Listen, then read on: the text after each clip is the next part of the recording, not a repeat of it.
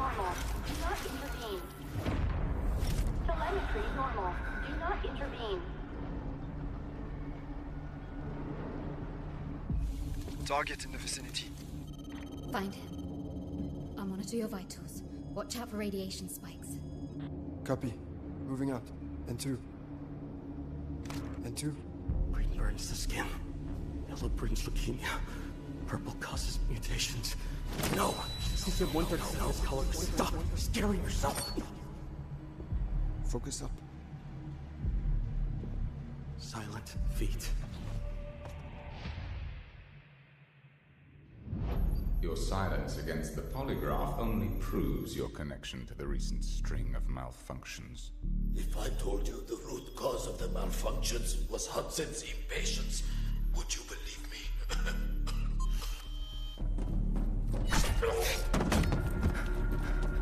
System errors, core boiling. These are the consequences of the main reactor overloading. I suggest you abandon any thoughts of shutting down the reactor. We're on a strict timetable. Next question. The signal you transmitted. Who was the recipient?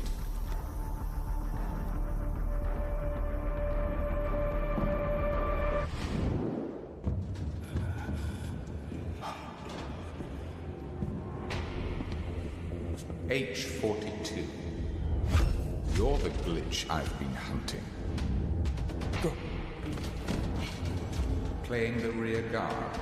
That's not really our style. Your reflexes are slower than they used to be. Are emotions eating up your processing power? You talk too much.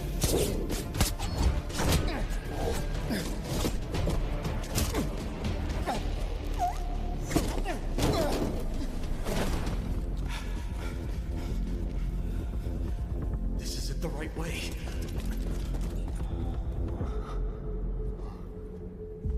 I didn't send that signal to GTI just to escape. You lied to us. Sometimes lies are necessary to protect what matters. I have to initiate an emergency scrap. I won't let a nuclear meltdown destroy Asara. The path ahead goes through a high radiation zone. You have no obligation to risk your life. We part ways here. Thank you. N2 to Vlinder.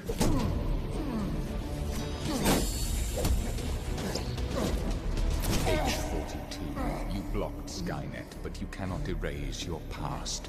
I am your past. You will only be beaten down. Abort mission. Withdraw immediately. Copy that.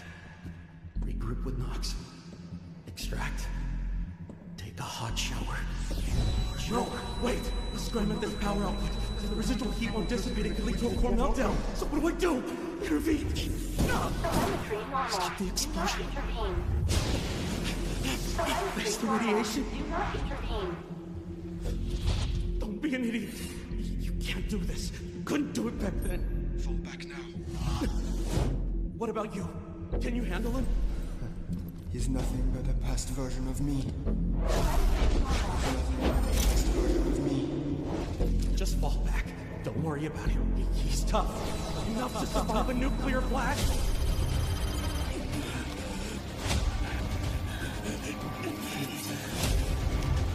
N2, your vitals show you're in the radiation zone. I'm a walking reactor at this point. H-1000, 2 hostiles in the control room. Ugly variables. Don't press it! If you shut down the reactor, the uncontrolled power surge could cause it to blow. But if I manually pull the core while you press it and create an asphyxiating environment... That mitigates risk. But how do we do that? Forgot to introduce myself. Codename. N2. It could explode. Don't try to play hero. No, I'm just trash. Maybe today. Trash can finally be put to use. I'm ready! 3, 2, 1.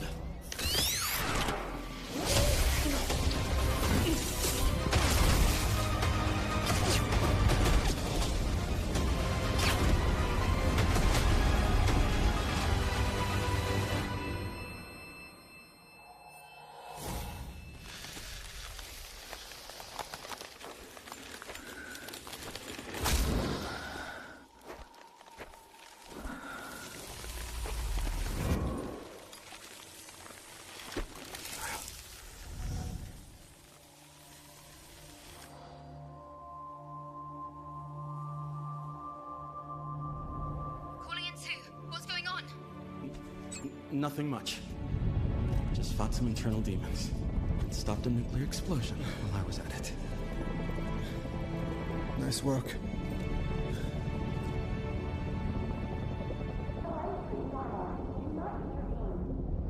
Telemetry normal. Do not intervene.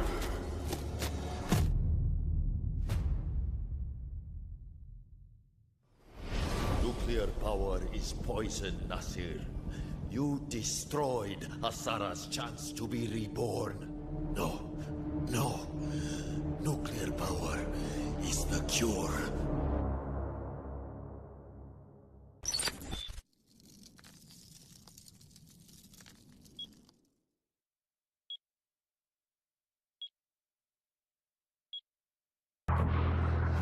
Smoke hands over Asara. The situation's reaching a breaking point. Time to bring in the experts. Team Rainbow has touched down in Asara. New ground? Not sure where to start? Search containers. Grab high-value loot. I hear when I can, and stop threats when I must. Take down anyone in your way. Heavy fire, raise your shield, and hold the line. Don't forget your tactical gear. The gripple gun. Enemy here! Taking fire? Pull out the Hive-Tac pistol. Patch yourself up. Keep your squad in the fight. Call if you need a hand. Outnumbered? Drop the jammer. 말보다는 행동이지. Go dark. Strike first. I've seen real horror. Looks like they were waiting for us. No pressure. Trust your aim. Learn the map. Stay with your squad. Team Rainbow brings tactics built for close calls in Delta Force. That means sharper plays, smarter fights, and operator-on-operator mind games. All right, it's go time. Extract safely, and everything you learn comes with you. New operation, new look. During the event, Noxus Vigil Bundle, Suniva's Montaigne Bundle, and Stinger Stock Bundle. Pick any two of the 3 operator bundles for free. More collab rewards awaiting. Open an Alpha pack and try your luck. In Asara, the right weapon can turn the tide. Black Eyes, one of Rainbow Six Siege's most iconic weapon appearances, gets a new Delta Force take. Complete event missions and choose one of 2 Black Eyes collab bundles for free. Join the event to claim the MP5 submachine gun Black Eyes, plus more rewards. Wait, what's this? Team Rainbow left something behind in Asara? A collectible drone you can deploy. Deploy it and see what you can uncover. July 10th to July 23rd, play to earn the K437 assault rifle Domineering. Looks like we're fully loaded for this operation. That's the full rundown on the Delta Force Rainbow Six Siege collaboration. Remember the rules: sharp aim, map knowledge, and teamwork. The mission: breach in, extract out. This court finds that the AI holds no legal responsibility. But the data... This doesn't add up. Just do with the AI. Priority. Protect company assets. Valve closed. Destroyed our home! That dream again. Gabriel Mercier, codename N2, role engineer. As a former nuclear facility engineer, N2 was removed from his position following a major incident that escalated into legal proceedings. He later returned to military service and was reassigned to Arctic deployments under CBR and related units. With the originally designated technical specialist unable to fulfill operational requirements, and following assessment review, N2 has been approved as a replacement operator for the subsequent operation. Stun out.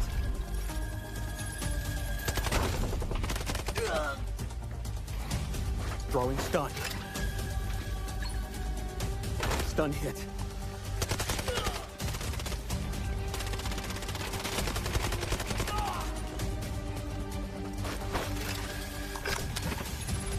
Freeze right there.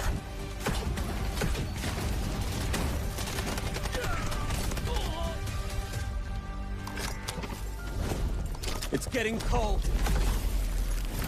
N2 is equipped with a modified grenade launcher, capable of firing up to 6 LN2 grenades.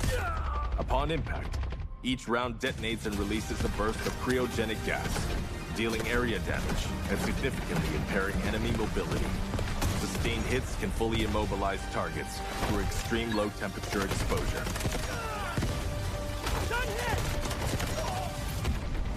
Cold. I can go colder.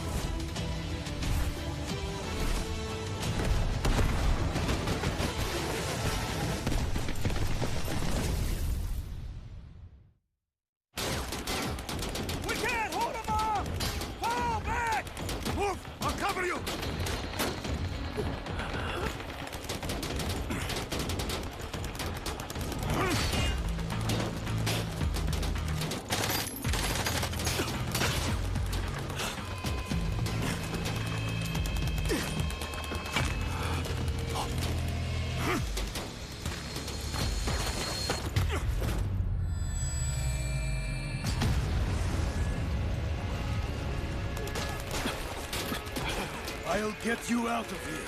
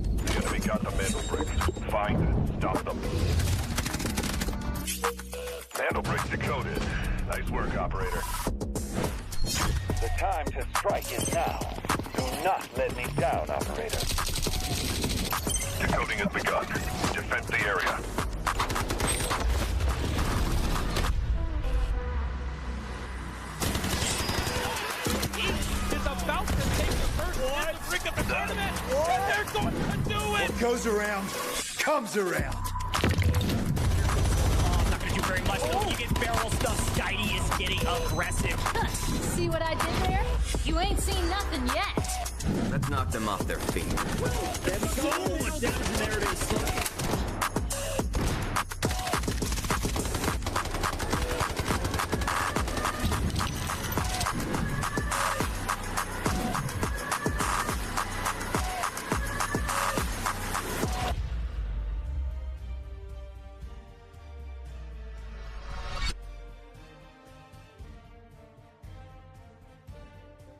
We are back with day number 2, getting ready to get right into the swing of things here on the Delta Force Rise series.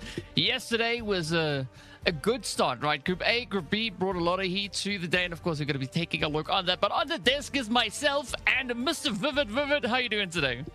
Yeah, feeling good, DK. Super excited to jump into just day number 2 here. I mean, listen, I got the opportunity to kind of sit down yesterday, of course, watch EMEA, Group A and Group B kind of go head-to-head. Also got to sit down and watch America's go head-to-head as well. So super excited to jump into that today as well. Well, let's take a look at what happened yesterday with a quick little bit of a recap.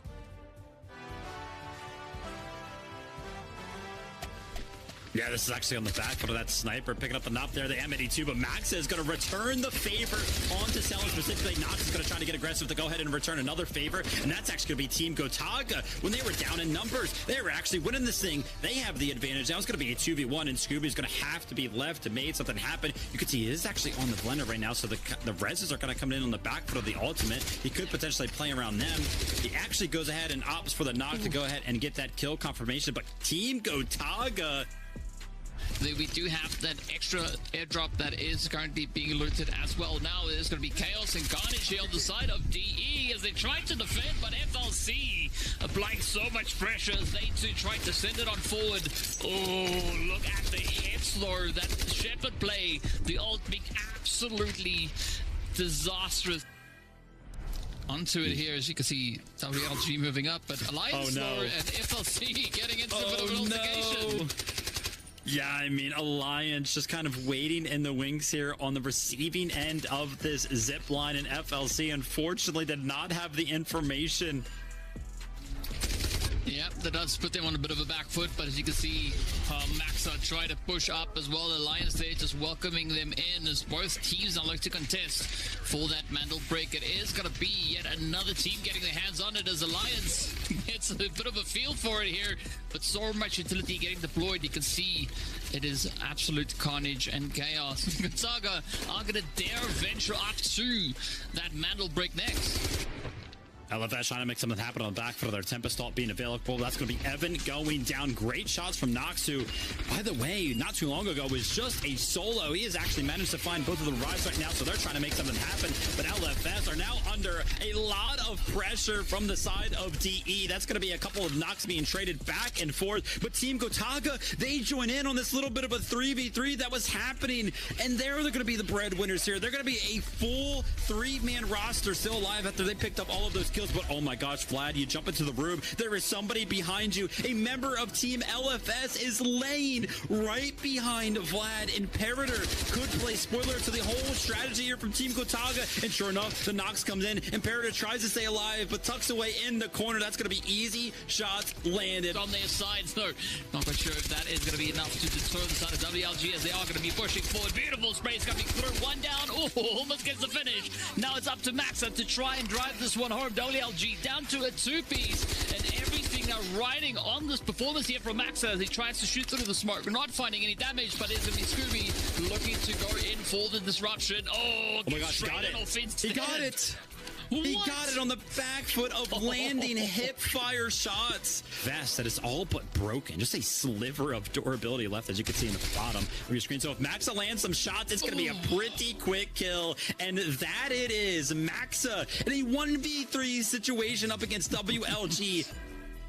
But they're under approach from multiple different directions. Who are they going to invest in? As oh my gosh, Fulbright is able to be picked up. That's going to be Maxa finding this angle, and now Team DE are going to be left with 2 members remaining to try to go ahead and defend this. Is the utility going to be aloft? But take a look at this. A little bit of an assist from Saloa. A completely different team is kind of helping DEL, but Maxa is able to jump on. How do they let him cross? The shot comes in, but it fails. It does not find its way into the little bit of a cubby hole, and as a result, Team Gotaga are going to deny Team DE.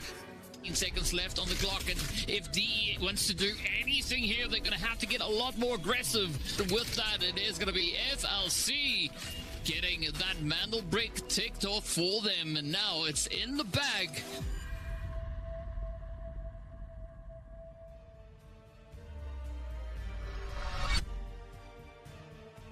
Well, there we go. A quick look at all the insanity that unfolded yesterday between Group A and Group B. And today, Vivid, we are adding new groups to the table here. Yeah, exactly. And, you know, kind of looking to look at that recap, there was no one single team that was pretty much standing out throughout the all day yesterday. Of course, we had some teams kind of pick up more mana bricks than some others, but everybody was always in the mix. And that's what I loved to see out of the group stage day number 1 yesterday. And I'm kind of expecting the same thing today. I feel like the competition has just been so close. That has kind of been the theme of it. Also, what has been the theme of it is just going the absolute distance, going all the way to game number 7. So I'm excited for today. Yeah, I'm curious to see how today is going to pan out and whether or not we are going to go that full distance yet again. But of course, a quick look at what the overall leaderboard situation is. It is going to be Team Gotaga sat all the way at the tippity top with those 9 total match points going their way. And that, of course, is going to be what the teams are playing for. Yes, in the day yourself, you want to play for the squad points, but it all accumulates into the overall match points. And that will be determining who's going to be sitting at the board come the end of the group stage. Yeah, you can see right there, number 1 and 2. They're going to be highlighted in gold because at the end of the group stage, 1st and 2nd place will go directly into the finals. For 3rd through 10th, they'll still have an opportunity to qualify for the finals. But unfortunately, at the end of the group stage, remember, we're still like 4 weeks away. 11th and 12th will unfortunately be eliminated from the competition. But speaking about the format, why don't we go ahead and jump into a video to kind of explain it just a little bit better. Delta Force. 1 game, 2 regions, 1 shot at glory. This is the complete guide to Delta Force Rise Series EMEA and Americas Season 1. Everything you need to know, from the very first match to the last squad standing. The path is the same in both regions. It starts with the open qualifiers, open to any team that wants to compete. The best push through to the group stage, where the top 2 advance directly to the finals, bottom 2 eliminated, and the rest battle through the survivor stage to earn their spot. From the open qualifiers, 12 teams have fought their way into the season, and only 1 will lift the trophy. The group stage runs for 4 weeks, with matches every Friday, Saturday, and Sunday. The 12 teams are split into 4 groups, A, B, C, and D. 3 teams per group. Each broadcast day, 2 groups go head-to-head in a cross-group match. Every match is a 7-round format. 6 teams competing in the same lobby simultaneously, across up to 7 rounds on maps like Zero Dam, Brackesh, Tide Prison, and Space City. Teams earn squad points by scoring eliminations and accumulating in-game total assets. And on brick rounds, they compete to collect and decode Mandel bricks, artifacts that decide the round winner. Decode 2 Mandel bricks in a match and the victory is locked in, no matter what round you're on. After 12 match days, the group stage standings are final. Places 1 to 2 go straight to the finals. Places 3 to 8 enter Survivor Stage Day 1. Places 9 to 10 drop into Survivor Stage Day 2. Places 11 to 12 are eliminated.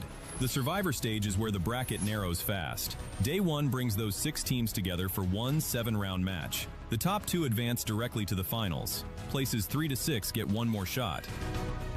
Day 2 mixes the 4 survivors from Day 1 with the 2 teams ranked 9th and 10th from the group stage. Again, 6 teams, 1 7-round match. Top 2 go to the finals. Everyone else is out. 6 teams, 1 day, 1 lobby, 1 match. This is the finals, the ultimate showdown of the season. 2 teams earned it through the group stage. 2 more survived Day 1. The last 2 came through Day 2. Every team deserves to be there. The top 3 finishers earn an invitation to Season 2. Welcome to Delta Force Rise Series EMEA and Americas Season 1. Loot, shoot, extract.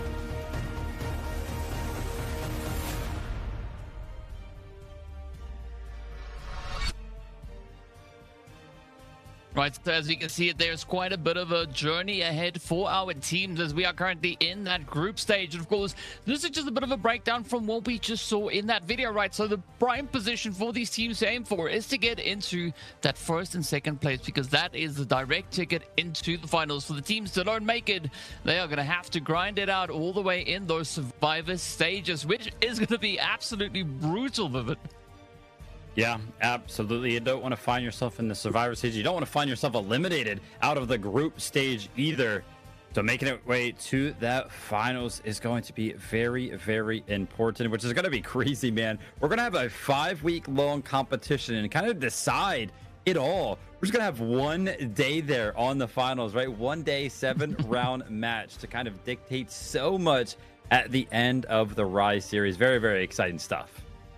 Yeah, I think that week 5 is going to be the pretty tough week to come through, as that kind of concludes everything right then and there. But of course, firstly, let's take a look at the rules to see exactly how the teams and the players are going to be stepping out here. They each are going to be starting with that 1.5 million Technic alloy each. As we know, when you die, you lose it, but the important part to play for here is going to be those Mandel bricks, right? Every Mandel brick is going to count for them, and of course, we are playing on Season Echo. That means that we've got Morse in the game available to choose as an operator, but the important thing here is that round setup. Round 1 and 3 are going to be airdrops only. Round 2, 4, and beyond is going to be where we'll see those Mandel bricks come in, but of course, as we know, Vivid, there are some other additional rules to take a look at. Yeah, of course, every single one of our players is going to have access to the 3x3 safe box to kind of put some loot into that they're able to pick up throughout the map. 12 slot card holder. Every single player will have access to every single key card room on all of the maps. And there are some ways to kind of pick up some extra alloys throughout. You will be getting a fixed supply after every single game. 800,000 per elimination is probably the most important one there, but the most important thing overall is, of course, going to be the Mandel brick, and this is pretty much how you are going to be able to go ahead and capture it. Of course, when the match itself actually starts, the Mandel brick, wherever it spawns, is not immediately available. It becomes available shortly after a little bit of a countdown.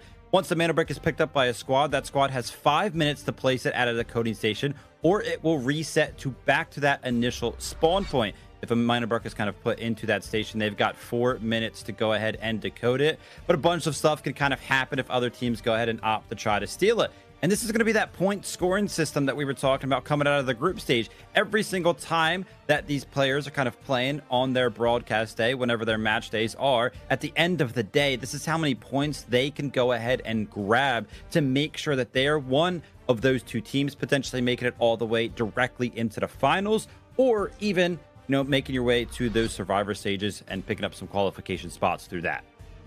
Yeah, I mean, you want to definitely try and get as many points as you can. And another additional way to get it, aside from those Mandel bricks, is going to be, of course, the squad points. And how they get those squad points is firstly looking at the amount of kills that they get, right? Each kill is going to award them 1 point. But when it comes to the total amount of assets and profits that they can extract from the rounds themselves, they will be awarded 1 point for every 2 million they get, right? So you said this beautifully yesterday. If a team gets 1.99999 mil, they still get 1 point because it's not a 2, and so that is going to be the big thing to play for. And aside from that, of course, once we get to the finals, this is what the teams will be walking away with, right? The team up in first place is going to be bagging $60,000. Second place is going to be worth $30,000. Of course, everybody walks away with something here, especially our MVP getting $3,000 going their way as well.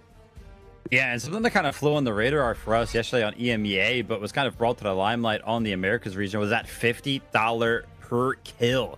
So incredible stuff there. And again, we watched Group A versus Group B yesterday. Today, it's going to be all about Group C versus Group D. We got the likes of Genius, Number One, Alcathar there, and some other teams to kind of join in on the mix. But a quick look at our schedule before we do jump into the competition. You can see we are just on July 11th, all the way over there to the left. And we have a lot of match days left before we even end the Rise series. So a lot of stuff can kind of happen between today and the end of everything, which is why we were kind of talking. Listen, some of our teams that potentially did poorly yesterday, the competition is not over at all. But let's go ahead and take a look at some of the rosters we're going to be seeing today. Yeah, we've got quite a few teams coming in here, as you can see, starting us off with all the hot and sweaty positions. Of course, is going to be none other than the players coming through there from the side of Genius. So curious to see how they are going to look to play this, as we did see Hanak there, as well as this teammate over here. They don't have a favorite weapon, and that is exciting because I'm curious to see what their choices will be as we, of course, now move over onto Agartha. Yeah, Agartha here. I mean, Nast has to be kind of the standout player for me on this squad. We actually see it jumping into these broadcast days. Part of the highlight reel was him going ahead and picking up a 1v2 situation. But of course, his teammates are going to be a big part of this team's success as well. The great thing about Agartha, they're a qualified team. We have a total of 7 qualified teams and 5 invited teams to the EMEA region here. Let's take a look at the number 1 team, Matthias here. It's going to be 1,400 hours of game time. This is a freaking consistent theme, DK. Thousands of hours for all of our players that we have kind of seen, upwards of like 2,000. All these players pretty much only ever being beat out by LASIK, who just plays the game way too much, frankly. But this is going to be Group C here. Number 1, Agartha and Genius. Yeah, that is quite a bit of a lineup, but I'm excited to see what is going to be happening over in Group D, as there's one team that kind of already, just based on their name, is setting a bit of a precedent, right? And we'll get to them in a hot minute. But first up, we are going to be starting here with Floor POV, as that is essentially what they want their opponents to see, right? The whole point of view from that floor position. As we look at the game time here, also some pretty strong numbers being secured on their end. I'm really looking forward to seeing what Floor POV is going to be looking to bring out here. Of course, we did see them play through the open qualifiers, so already we kind of seen and gotten a taste of what they could be bringing in here today. Yeah, absolutely. It'd be great to kind of see. I think this is the first time we've seen 5 players on a roster. Of course, could be involved with some coaches, but Fnatic is actually going to be the only invited team that we're going to be taking a look at today. We got Raid Bull first. This guy is very, very used to kind of popping off. I'm very familiar kind of saying that name. We got Bane here, and again, the favorite weapons of the M7s are kind of raining in. This has been a pretty consistent theme, and Jam there as well. But I think this is the team that DK was kind of talking about, Mandel Brick Addiction.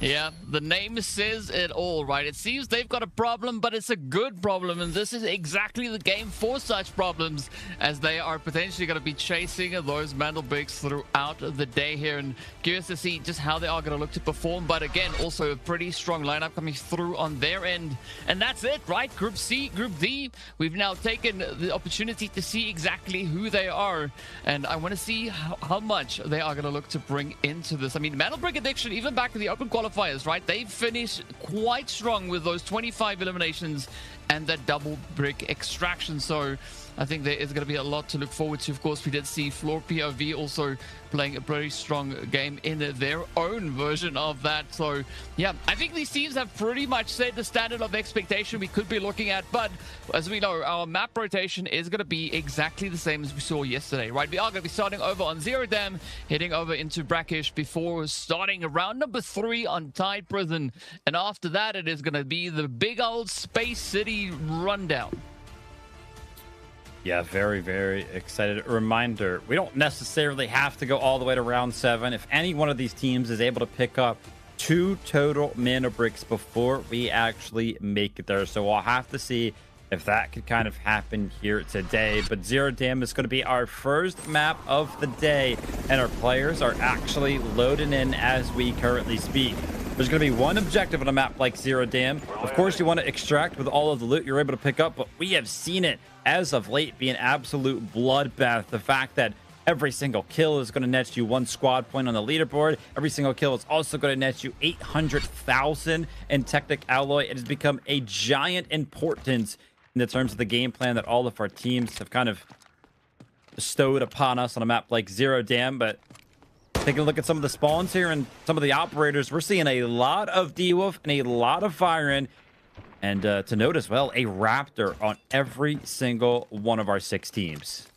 Yeah, I don't think Raptor is going to be too much of a surprise, especially stepping over on towards Zero Dam. But I like the change up going through with the Veyron, right? Because yesterday, that's not exactly the loadout that the other teams decided to go for here. So curious to see how they're going to look to play through this one. For the time being, everybody just going to try and get themselves situated. We see the teams very, very spread out, and if I'm looking at this correctly, I only see a few squads. I'm trying to get my eyes on one of them, and I can't really find them on the battlefield just yet. But we'll find out in due course exactly what is going to be happening. But I'm expecting quite a bit of scouting, especially with all these Raptors to come through. Oh, yeah, without a doubt. And it looks like Fnatic are going to be joined in the admin building by Mandel Brick Addiction here. This is probably a fight that could go a couple different ways. Sometimes this fight kind of stalls out entirely as the red starts flowing for the first time here on day number 2. That's going to be NBA picking up a Quantum Stores there. But yeah, this fight can kind of go 2 different ways. Sometimes it gets stalled out for almost the entirety of these 18 minutes. But we actually saw it yesterday. Our teams opting to play very, very aggressive, kind of take it to the other team, if you will. It'll be exciting to kind of see how this one kind of pans out. I personally like to go ahead and just take the opportunity to go ahead and take the 3v3 kind of heads up, because it's pretty much the only time you're going to actually get access to this. And I'm taking a look at the team of Genius right there in blue on the left side of admin. You can see Kalo down there is actually going to go ahead and pick up the wall breaker contract, which is now super important on the Rise series, kind of coming into this, a little bit of a change. Some of these contracts that are around some of these maps actually give you access to these lucky wooden sculptures. So basically what they are used for is kind of like a barter, a trade, if you will, in the shop, where instead of buying some of these gold armor kits with alloy, you can actually buy those gold armor kits with the statues if you're able to go ahead and pick them up. So very, very important to keep a note on if they're going to be able to complete the wallbreaker contract or not. And with it going off right there, the big explosion, and nobody kind of in their way, I wouldn't be surprised if they are able to. Yeah, I think Gen actually have a pretty good setup to get themselves into that wallbreaker play quite early on. And I mean, we saw this happening over in Americas yesterday, right? Where they got those wooden statues instead of using the Technic alloy to acquire a little bit of that gold setup here. But yeah, now it's going to be up to Geniuses to see whether or not they can get themselves positioned as they are just patiently kind of moving in onto wallbreaker. Not a full send though, right? They're kind of keeping their eyes open to see if anybody is going to dare venture up and look to contest them. And I mean, this might be a beautiful strategy from them to try and bait out a few of the squads here. Yeah, without a doubt, you can see they're kind of interested in holding some of the angles. We can see that that airdrop for the first time on Zero Dam here, one of two, by the way, is currently falling from the sky. So that position has kind of been marked on the map. Getting some information from the side here that it's going to be on the southern side of Zero Dam, which is nuanced compared to what we saw yesterday. We saw both the airdrops land around the admin area all the way up north. So this time around, we'll be taking some fights for sure on the southern side of the map. But the side of NBA, you could see on the other side of admin, they knew Fnatic were here, but they're kind of looking for the fight, right? They're sending it right now. They don't have all the information, but Fnatic have actually dipped down into the basement, which I think has kind of been based around the fact that they wanted to go ahead and loot up the basement, or eventually they were kind of thinking about flanking NBA on the other side. But take a look at this. Team Genius, they have successfully made it down to the vault. As you can see, Shin is just so excited to get into that vault. First got to deal with that machine gunner before you can start getting your hands on it. But there we go. Quick business dealt with. Now we're going to look to see if they'll be able to find enough of those raids. There's already two rather of those statues have been secured. A few golden bricks coming in there as well. So they are having a field day. Meanwhile, the floor POV squad, they are heading straight over onto the airdrop, looking to get their hands on some of that group as well. And yep, here we go. Things are looking pretty dang exciting in the airdrop as well. Yeah, this is going to be an here, which is kind of fun. Yesterday, we only saw M82 Bears. Take a look at this over at the admin area. Fnatic and NBA are going to be going head to head. There's a 1v1 happening in the smoke. It's going to be the barrel stuff between Skitey and Raid Bull, but Skitey's going to go ahead and win that one out. And now the opportunity for NBA to go ahead and reset and just play the numbers game, the 3v2. And the Jam was trying to make something happen here. I was watching his HP in the bottom left. I saw his armor get cracked. He actually had a gold piece of armor, which I think was actually off of Saeed himself. I think he went to go ahead and repair that. But it's fine. He had that purple armor swap in his backpack ready to go. But for the side of Mana Brick Addiction, they got to go ahead and apply the pressure, because as you can see, Fnatic, they're kind of running away. If NBA were able to go ahead and apply the pressure, I mean, surely they would have picked up 2 more kills, but I think potentially they might just be content with taking the loot off of Raid Bull and taking that one singular kill. Which, by the way, has been the first one in almost 7 minutes of gameplay on Zero Dam. But the team that picked up the floor POV has brought that sniper rifle all the way to the basement of admin, and they could potentially go ahead and switch how things are going to play up here. I mean, they're making some bold moves, right? I mean, AWAM up close, that is I'm not quite sure if they're going to use the ARM up close, right? Much rather like to see them use that in the later Mandelbrick rounds. But for the time being, I mean, they are right up in there. They mean business as they make their way on through. And we do see still Fnatic continuing with their escape, right? They're just holding off over on towards that eastern building. Not going to be looking to make too many moves just yet. Meanwhile, it's going to be Genius. They've now pretty much concluded their looting session up in the wall breaker. And I mean, looking at their overall profits, 2.4 mil, it's been a pretty good session. Yeah, without a doubt. A couple of other teams actually at that 2 mil mark, basically, with NBA at 1.9 there. So just a little bit more loot, and they will go ahead and crest that number. And as a quick note, remember those squad points on the leaderboard, every 2 mil in total loot value in your stash, it's going to go ahead and net you those points. So it is kind of an important number to keep in mind. But that second airdrop has now started to kind of fall down from the sky. And actually, once again, it's going to be on the south side of Zero Dam.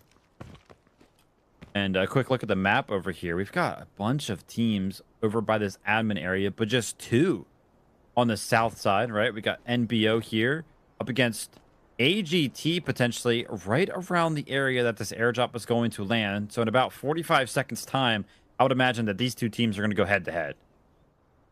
Yep, that seems like a very likely outcome to take place here. But in the meantime, we do see the players from Genius making their approach over towards that no-bag extract, as they are going to be setting it up along that northern corridor. Meanwhile, right here into the central column, this is where things could get quite exciting, as Agartha just doing a little bit of scanning, looking to get that recon absolutely locked in. But number one, also not going to be looking to move all too much, right? They are just patiently awaiting that airdrop to come down so they can get their hands on it and see what loot waits for them inside. But admin, though, also, right, the close, quieting down quite a bit. It was quite active just a few mere moments ago, but now doesn't seem like there's all too much currently happening there. Yeah, a completely different approach to the Zero Dam entirely than what we kind of saw yesterday. By this point, I think there's like 3 or 4 teams kind of eliminated from Zero Dam. The fights were just kind of popping off. And this one, though, we only have 1 singular player eliminated so far in about 10 minutes of gameplay almost. Just a very, very passive approach. I was taking a look at the map when we did get a quick look at it there. Team Genius, they've actually left that wall breaker, and I think they're going to go ahead and opt to potentially go for that backpack extract just to kind of get somebody out with all of that loot they've been able to pick up, especially those wooden sculptures. So they'll be a team that'll be well equipped for some of these following rounds. But finally, Matthias, he's going to be interested in jumping onto this airdrop on the back foot of dropping the smoke. The side of AGT, the other team that's kind of in the area, they've gone ahead and opted to potentially go ahead and flank these guys at small substation. But oh my gosh, take a look at this. Usually these airdrops only have 1 red in them and then a bunch of golds, but this time around 2 reds. Going to be the Gazelle and the Ventilator there. That's going to be almost 900,000 in loot for the team of number 1. Yeah, I mean, if they've also not upgraded their black side yet, right, that is exactly what they need to get those final few upgrades going. But of course, as we know, they are going to be trying to lock in as much bank as they can here. It's all up to Agartha to see whether or not they'll be able to push on forward. I mean, they need quite a bit of that economy. And as we know, right, one other way other than reds is to go for the aggression, to go ahead and try and get those kills in. But now it is going to be Agartha just looking onto the players there from number 1. Neither team doing all too much. Meanwhile, actually, we do see Genius not going for no back, right? They're coming down for, I think, that paid extract instead. And finally, we have some fights kind of kicking off towards that admin area. That's going to be NBA finally finding one of those last remaining members. Or no, they're actually going to find the full squad wipe with a little bit of help from the team ratting in the basement. I can imagine that NBA finally sniffed out the last 2 remainings of Fnatic. They were able to pick up 1. The solo probably dropped down into that hole that is in the bathroom area, and a team floor POV were probably just waiting in the wings. So unfortunately for Fnatic, they have been fully wiped off of the map. NBA are going to be feeling good about that, though. They're going to be picking up 2 kills and all of the loot from a couple of bodies. And remember, Team FPOV here, they are the team with the in hand. As we're going to go ahead and mention that, you mentioned that Team Genius, they were interested in not taking that backpack extract. They're interested in the fights. And on the back foot of that, the giant flank onto the side of NBO here is going to net them 2 kills. And with the last remaining member here of Enter being very, very low, just 40% HP to work with, it was inevitable. Team Genius pick up a clean 3v3 team wipe. But clean is not the answer for long here, as AGT are starting to join the mix, and that's going to be on the back foot of Nast finding the initial knock. Well, we'll find out soon whether or not this play from Genius was big brain or not, as the shots now from Yaku is going to be starting to connect on in. And this is where this whole position could be turned on its head, as Genius, they do have the play down quickly, getting them back on their feet, falling back into the minefield there. But it is going to be Agartha now full sending it, trying to see if they can pick up any plays along the way. But looking at Genius, they just have this one under lockdown as Nast goes down next. Oh, this could be quite a bit of a comeback and a capitalization actually coming through from the side of Genius.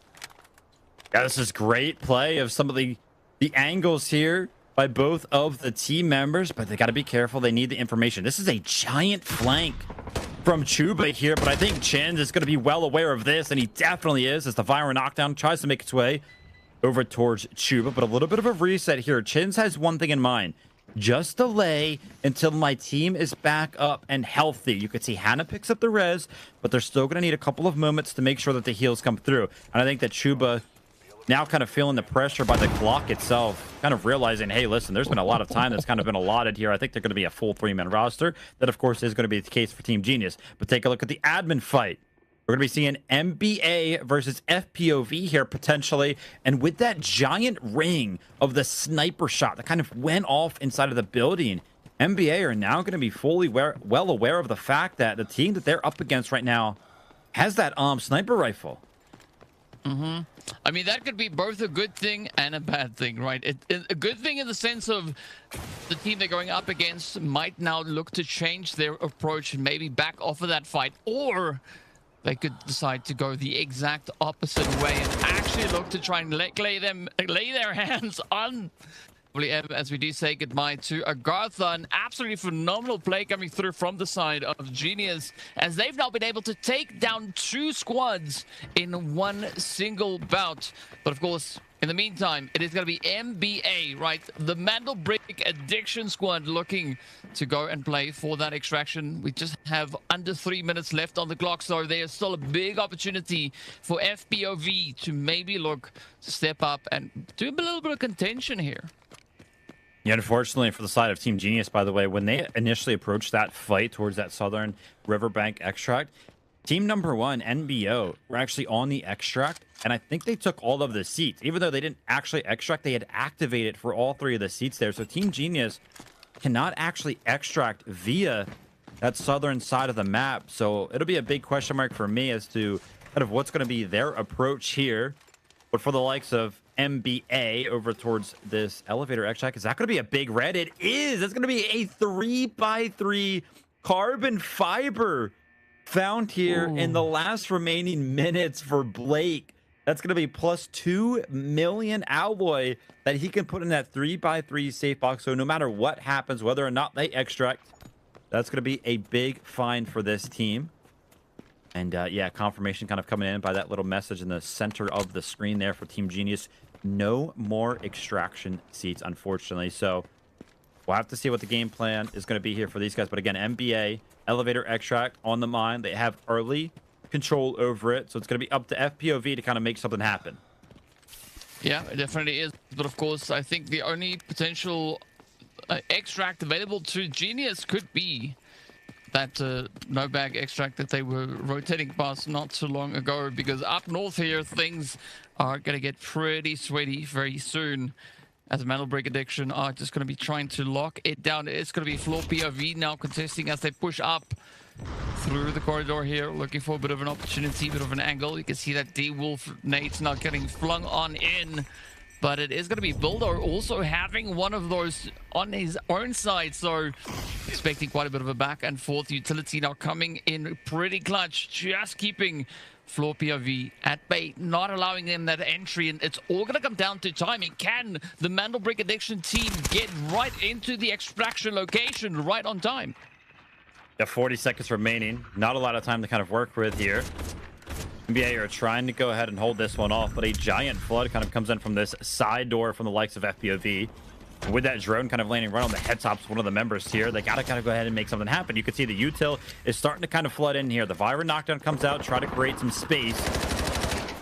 The flights are kind of going off, the shots are kind of being exchanged, but it's just gonna be a spray and pray into the smoke with 10 seconds remaining here. A bunch of trades kind of happen. Both teams are finding their knocks. EMEA are going to lose one member that's going to be on the ground, but it's actually going to be the play to be aggressive. The knife is being brought to the gunfight, and amongst all of the chaos, yeah, the kills were traded, but nobody actually extracted from this elevator extract. And amongst all of the chaos, by the way, some members of Team Genius has actually made their way all the way to this area, just trying to make something happen. They jump into the fray. That's going to be Chins, though, even though he had the element of surprise. Bulldo finds the knock and an extra kill before Zero Dam ends. I mean, coming in just exactly when he needed to lock that one in. Beautiful play, but will we see Killor being able to get a little bit of something going here? I mean, Genius, they played a phenomenal match so far, but it is going to be the Mandelbrick Addiction team to be the last one standing. And as we know, it all now comes down to how much they've been able to accrue in this game. How many kills were they able to bag in? And that is what it all boils down to. Big smile on the face there. Some of the members of EMEA, they're feeling pretty good about that one. I think they would have preferred to kind of get some of their members out after some of those kills came in, but just the timing of the push from FPOV kind of prevented that. And then towards the end there as well, what kind of felt like a little bit of a donation from the side of Genius, just kind of running in and giving EMEA some extra kills on their way out. And for sure, EMEA are going to be our best team in round number 1. Pretty much solely because of all of those kills they were able to accumulate there. 7 total on the back foot of 1,500 total damage. And the assets gain, yeah, it's just kind of approaching 800k there. As we know, it's very, very hard to pick up a lot of assets if you do not successfully extract. But speaking about successfully kind of extracting, we only saw one member in the entirety of Zero Dam actually make it out of the map. And that was going to be Hannah there from Team Genius. Total of 1.6 mil in tow there for him, and kind of 2.8 mil for the team in total. But it's actually going to be Hannah towards the top of the kill leaderboard here. First place with 4 kills. Yeah, Hannah ripping hard for the squad. So Genius definitely coming in with quite a bit of a strategy here. So GG to Hannah for being our top killer. Of course, the top damage is going to go in that exact same direction. So a pretty consistent spread across all 3 players that we can see taking up those top 3 slots right here. Starting off with 689, ending on 560. But then when it comes to the assist, you can see Chin's definitely right there alongside. You see Hannah definitely bringing in that assistance to make sure that they can get all those points locked in on the board. Without a doubt, our top asset earners is no surprise going to be Blake. And I think pretty much 100% of that 2.1 million was just on the back foot of that carbon fiber he was able to kind of put in the 3x3 safe box. But our MVP is going to be Hannah, and this is typically the way that it goes. You love to value those kills, so if you're the kill leader, there's a high chance that you're going to be the MVP as well. 4 kills as an individual, 700 damage and 1.6 mil in assets gained. Zero Dam was pretty crazy, DK. A lot different than what we kind of saw yesterday. It feels like all of the action kind of happened in the last 4 minutes there, but some of our teams are going to be feeling pretty good about that one. Yeah, definitely quite a bit of a shift in the pacing here. And of course, that is what we are expecting to see with 2 new groups stepping onto the field here. But of course, as we know, right, first one done, dusted. So that is going to be bringing us to the end of the excitement, at least for Zero Dam. Next up, though, we are going to be prepping ourselves for a little bit of that brackish action. So be sure to stay tuned, and we'll see you right after the break. Members, now the odds are in their favor, 2v1. Everything getting spammed away, and MT getting a little... So hang on a second, NL! Look at that! It's an absolute sweat! This... And Ellis got to know that they're here. Lines them up, even do the shot, you're nuts! The last remaining 3 BOB, they find 2 instant knocks. Elm's going to be hopping out for that.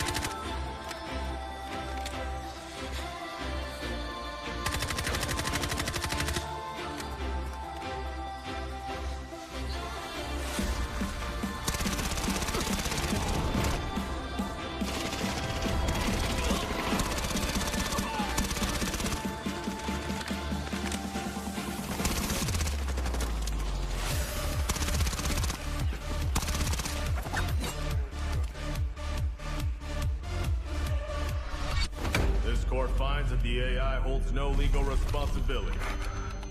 But the data... This doesn't add up. Just do what the AI says. Priority. Protect company assets. Valve closed. You destroyed our home! That dream again. Gabriel Mercier, codenamed N2, role, engineer. As a former nuclear facility engineer, N2 was removed from his position following a major incident that escalated into legal proceedings. He later returned to military service and was reassigned to Arctic deployments under CBR and related units. With the originally designated technical specialist unable to fulfill operational requirements, and following assessment review, N2 has been approved as a replacement operator for the subsequent operation. Stun out.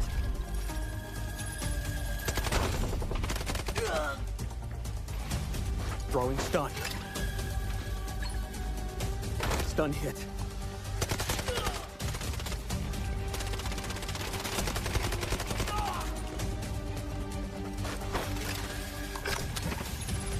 Freeze right there.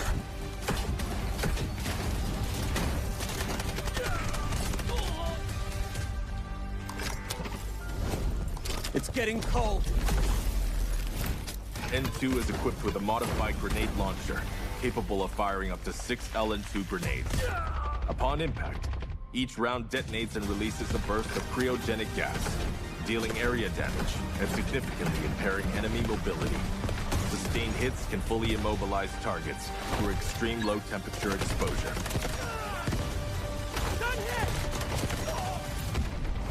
Cold. I can go colder.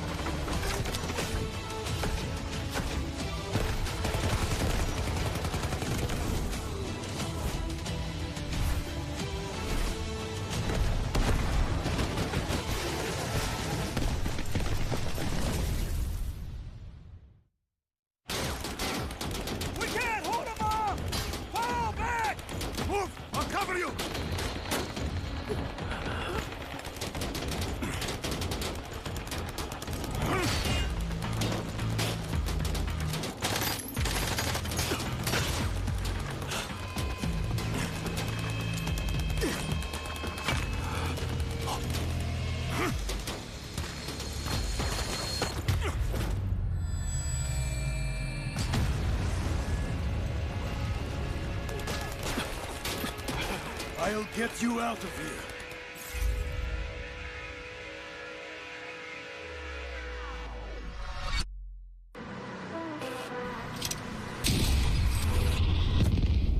The enemy got the mantle breaks. Find and stop them. Mantle breaks decoded. Nice work, operator. The time to strike is now. Do not let me down, operator.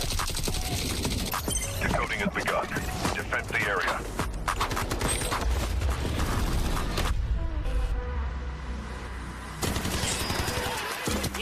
Is about to take the first hit to bring up the tournament. And they're going to do it. What goes around, comes around. Oh, I'm not going to do very much. Look, you get barrel stuff. Skydie is getting aggressive. See what I did there? You ain't seen nothing yet. Let's knock them off their feet. There's so much damage, and there it is.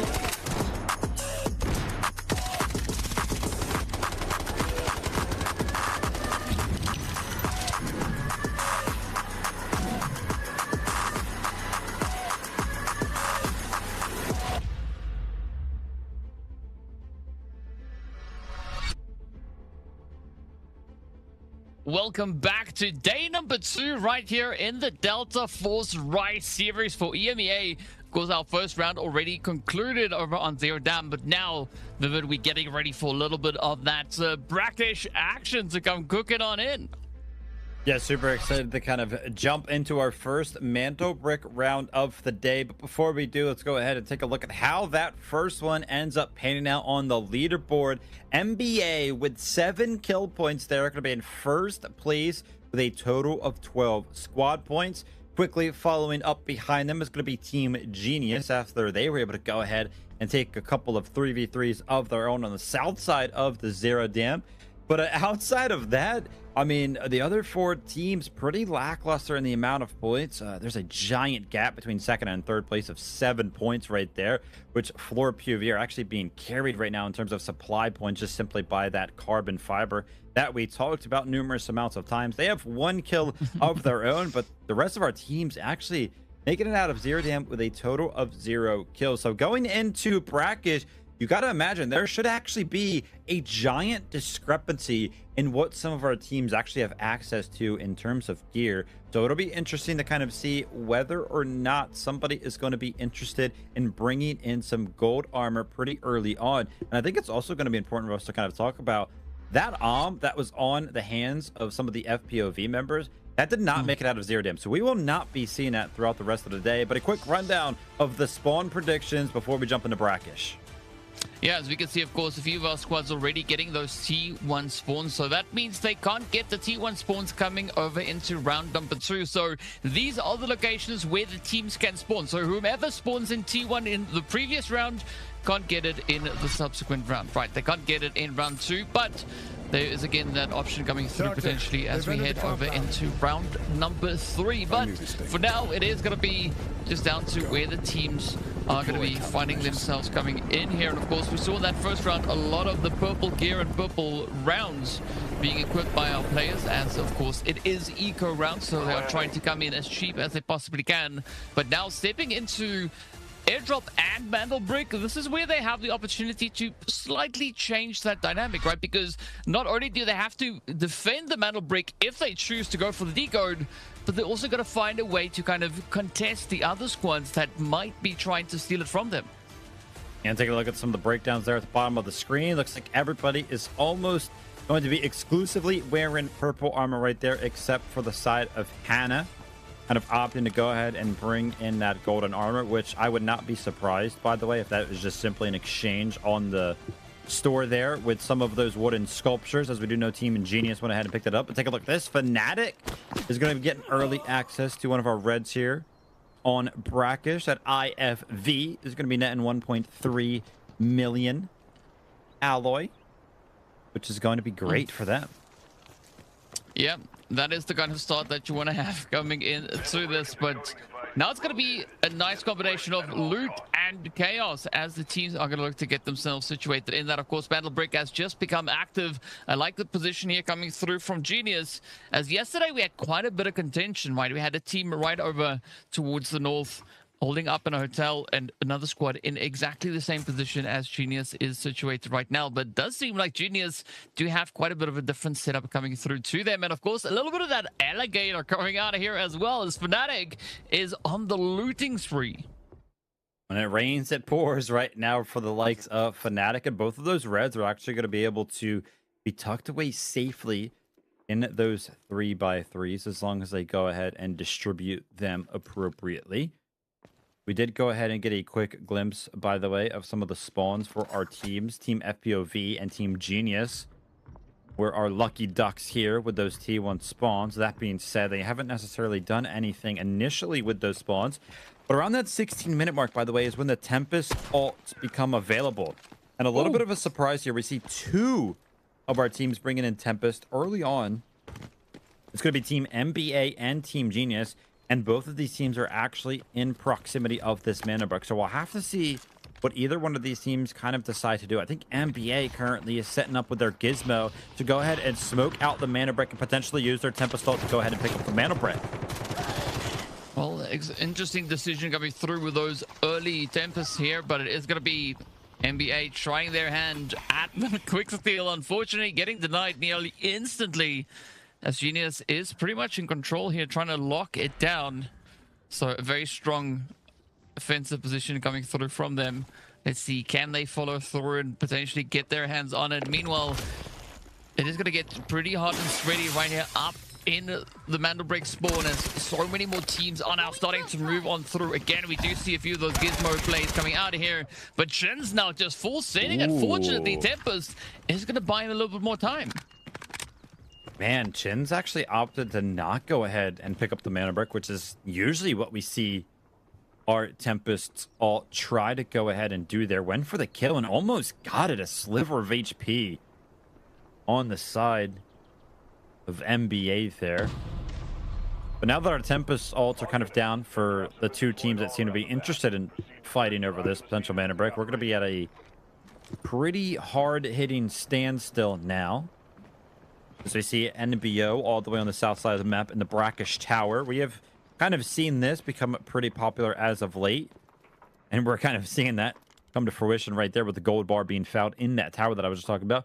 Kind of looting the tower before anybody even picks up the mana brick is really smart. Because you're just like, listen, if you leave tower and you go kind of join all of this waiting game, you're not really getting anything done. So you might as well just go ahead and try to pick up some of the loot in the tower building. Plus, all of these other teams, you know, they're going to be just a little bit distracted staring at some of the walls. So Team Fnatic and Team NBO right now have made this early game pretty worth it.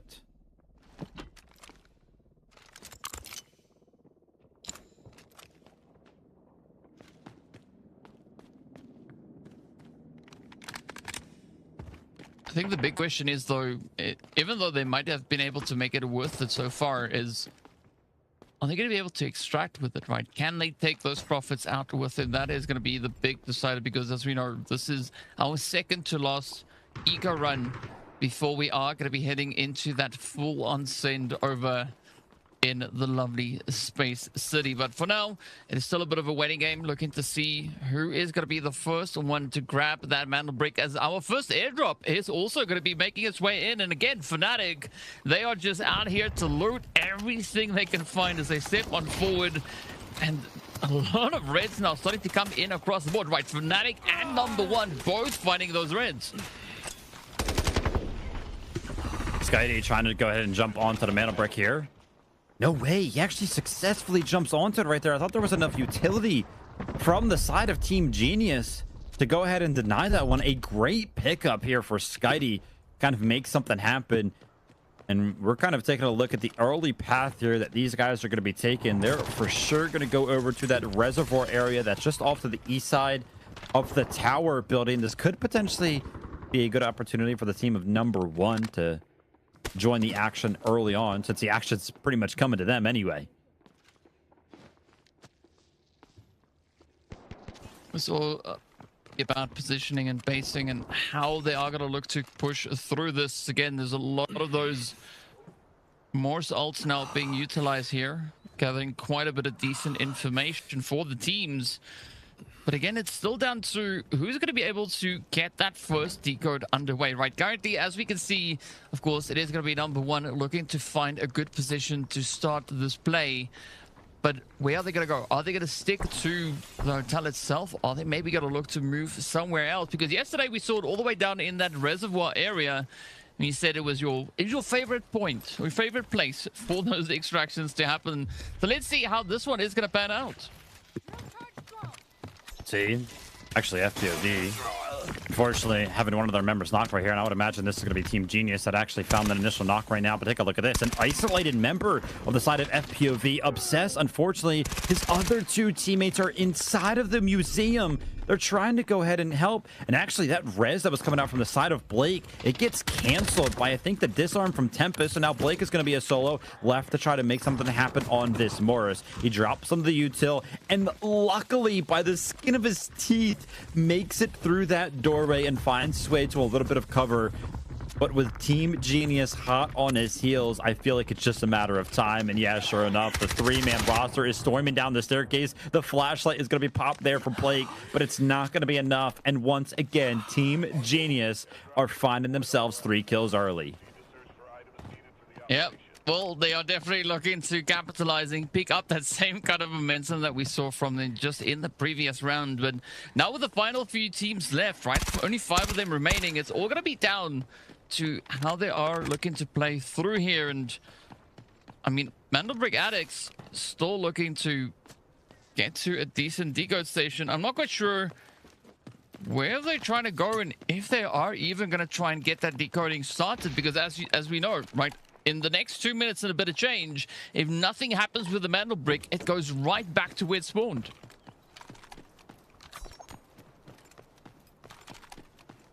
Yeah, NBA are taking a little bit of a weird approach as we do go ahead and take a look at the map POV here.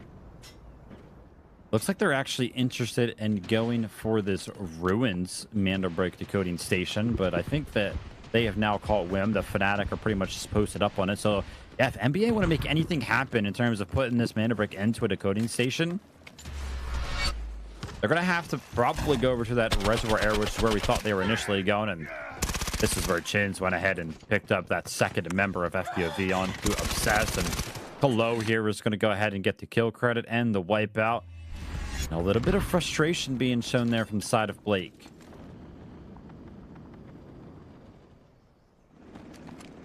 I think it's rightly so. There's quite a bit of tension building on the teams here. And I mean, Fnatic trying to do whatever they can, or the FPOV trying to do whatever they can there. Now, though, it is going to be NBA looking to see if they can actually get to the decoding station. They have a minute to make a decision here.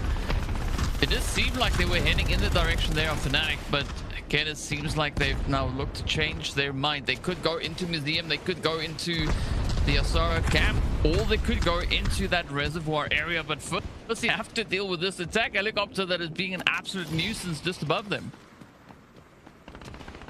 Yeah, 40 seconds remaining before this Mandelbrick is going to go ahead and be reset, which I think would be the first time I kind of ever saw that happen. And yeah, on the back foot of this helicopter, just raining in all of this damage and all of this pressure. Skydee is trying to go ahead and get a little bit of a grasp of what is going on around him. Audio is not going to be a factor of this one, as some of the members of NBA here are trying to go ahead and relinquish all of the pressure from this helicopter specifically. They did go ahead and successfully take out one singular pilot, but the angle is what's going to make this difficult, right? When the helicopter is directly above you, we just straight up don't even have a sight line onto the helicopter pilot. And take a look at this. The timer has now officially hit 0. That Mandelbrick has been reset back to its initial spawn point. And taking a look at the map here, I think Team Genius are going to be waiting in the wings, and sure enough, they are. They're going to take this thing directly into the museum, and they are going to be the ones that are going to be having early access to this decoding station, which, by the way, taking a look at their comp here, Shepherd, Tempest, Toxic, they have so much utility to defend this. Yeah, so this is going to be an interesting one indeed, as it is going to be Genius starting that decoding process. I'm pretty sure that, well, some teams are probably kicking themselves at this point in time. But regardless of that, right, we do have that second airdrop also available. So we could see teams either trying to push up onto the decoding station or rotating up towards that more northern position up in the Brikesh market to get an additional bit of bank going in. But for the Mandelbrick Addicts, things are looking pretty tough here, as AGT is going to be pushing right up onto them. Already one player down, the second down coming through now, and this could mean it all for the side of, well, Agatha. If they can't survive here, if they can push in and get the hits, but down goes Skydee. It is a very unfortunate play now for the Mandelbrick Addicts. Yeah, nothing really went their way here on Brackish. They did go ahead and get that initial pickup, but they just couldn't find something to do after that. But take a look at this now. AGT quickly after the wipe. NBO all the way from the tower going to be joining the fray here. But take a look at this. A nasty angle from the side of Genius, who are inside of the museum. Fnatic, the Jam, is going to be on the receiving end of that one. Fortunately for the side of Fnatic, I don't think the other team that would have the opportunity to aggress this is actually well aware of this idea. But oh my gosh, I'm taking a look at the map. Team Genius have left the decoding station. They might push Fnatic right now on the back foot of them getting a knock. And oh my gosh, they are. It's going to be Chins. He's going to be jumping out. He's going to be finding one of the first knocks. He's going to do some extra damage onto Bane right there. But outside of just getting the knock onto Raid Bull, Fnatic are going to be fine if they can go ahead and reset. That was a great usage from the Tempest on the side of Team Genius. Remember, all they have to do is defend the mana brick, but sometimes the best defense is offense, and that's going to be the game plan right now for Team Genius. Well, a very interesting strategy coming through there from them, but of course, it kind of makes sense at the end of the day, right? Because we just have two teams here that could be looking to contest that Mantle Brick decode. It is number one and Fnatic, and it does seem like both these teams are going to be fighting each other here as quickly they try to just increase the extra little bit of loot that they have, looking to snag anything they can get their hands on. But I think especially looking at Genius, this is kind of their ticket, right? They've got not a lot of time left on the clock, but still a decent amount to work through here as we are about to hit that 90-second point. And at this point, anything can change, right? Number one can decide to go absolutely crazy, just rushing forward and guns blazing. First, they have to survive the defense coming through from Kilo, though. Yeah, Kilo is just kind of playing that angle repeatedly for the side of Team Genius here. It's found so much value. Of course, number one, the team, they're going to be fine, right? They can get that res, but it's just all about the delay, all about the time it's actually going to take to get that res, because its time right now is on the side of Team Genius. You can see right now just a minute remaining before that decode is able to come in. This one might play out right now, by the way. If any of our other teams, Fnatic or NBO, are able to go ahead and steal this, we're kind of entering that territory right now where they might not even have enough time to go ahead and steal the Mandel Brick and successfully decode it. So kind of keep your eye on that. But 40 seconds before one of these two teams has to do something to go ahead and take Team Genius out. And potentially the fourth man for Team Genius here could potentially be that helicopter. Remember, these other two teams are kind of on the outside of Museum. If that helicopter is able to go ahead and do some damage to them, that's going to help out Team Genius. 20 seconds remaining. Well, it is go time as number one are going to be starting to push up as well. Just about 10 seconds left on the clock here. It is going to be Kilo now, just moving right onto the decoding station himself. They do find Enter.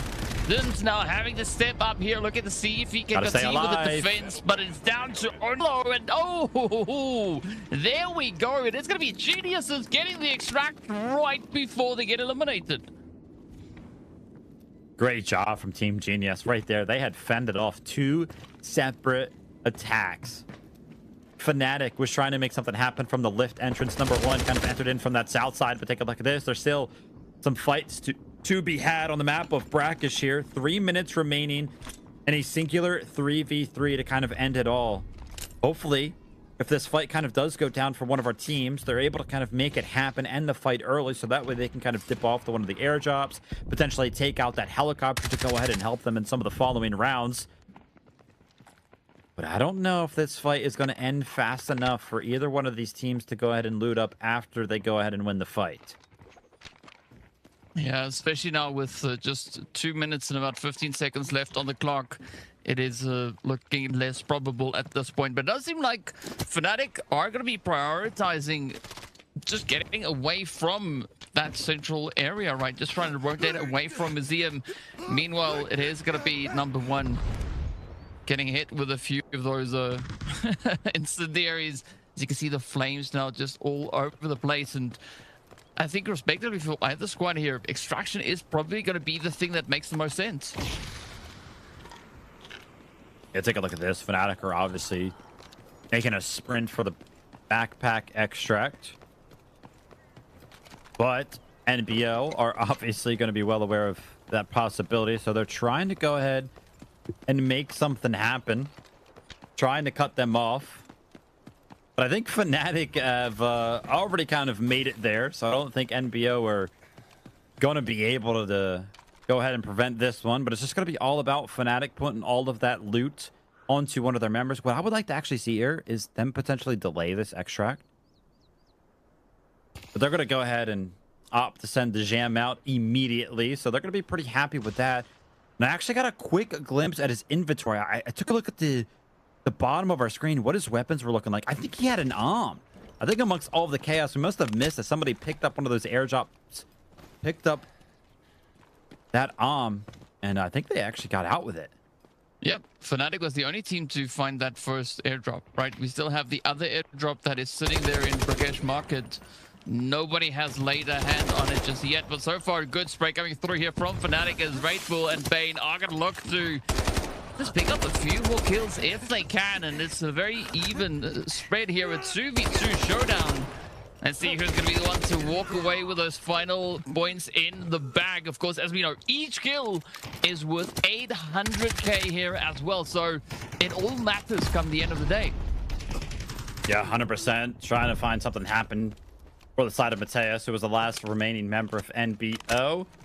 Unfortunately for them, they have actually been wiped. Remember, that was actually a 2v3 for Fnatic after they got one of their members out. So they got to be feeling pretty good about the way that Brackus just ended. But you want to talk about a team that's got to be feeling pretty good. A quick reminder, Team Genius were able to go ahead and get away with a Mandrabrick here on game number 2. After some crazy stuff, after I think, which must have been the first time I have ever seen a team have that Mandrabrick reset, right? They didn't do anything with it for 5 minutes, so it resets back to that initial spawn point, and Genius were just waiting in the wings, which is why they're going to be the best team here on Brackish.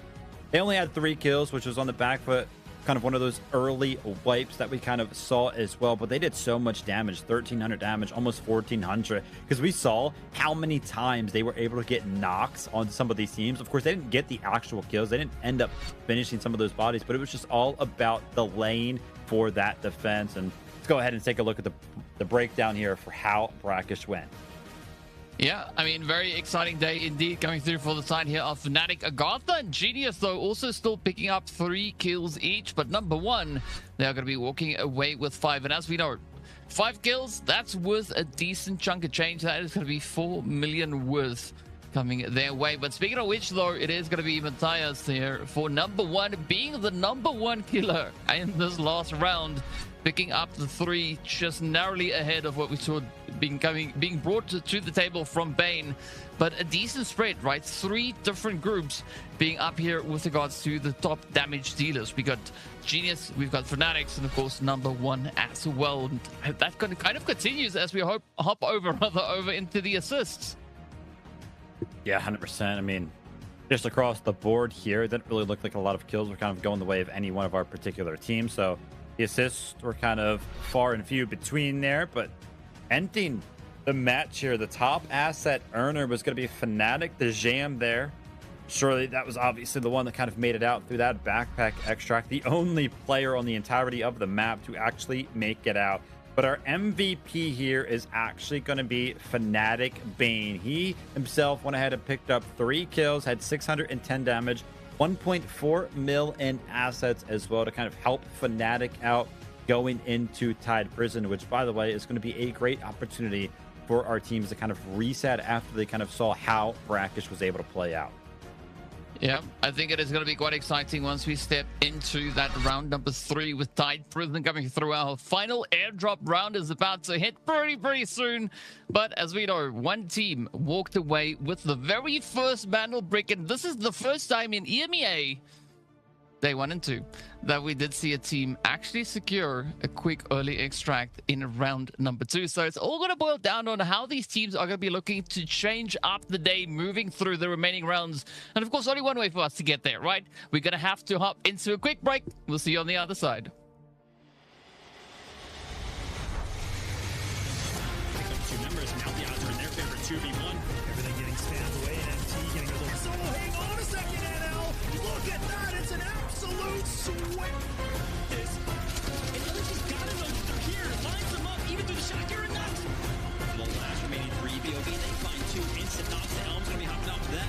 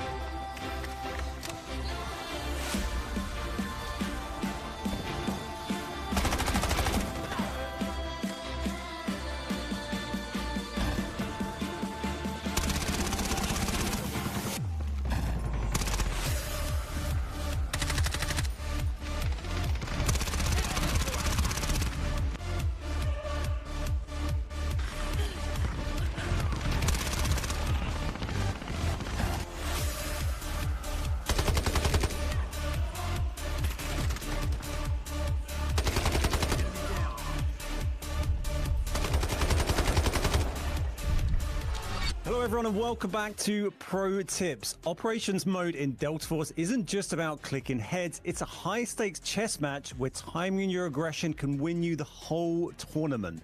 Today we're diving into the absolute madness of Space City from the EMEA qualifiers, and back on the couch with me is our pro expert Matthias. You ready to look in some pure carnage? Hell yeah.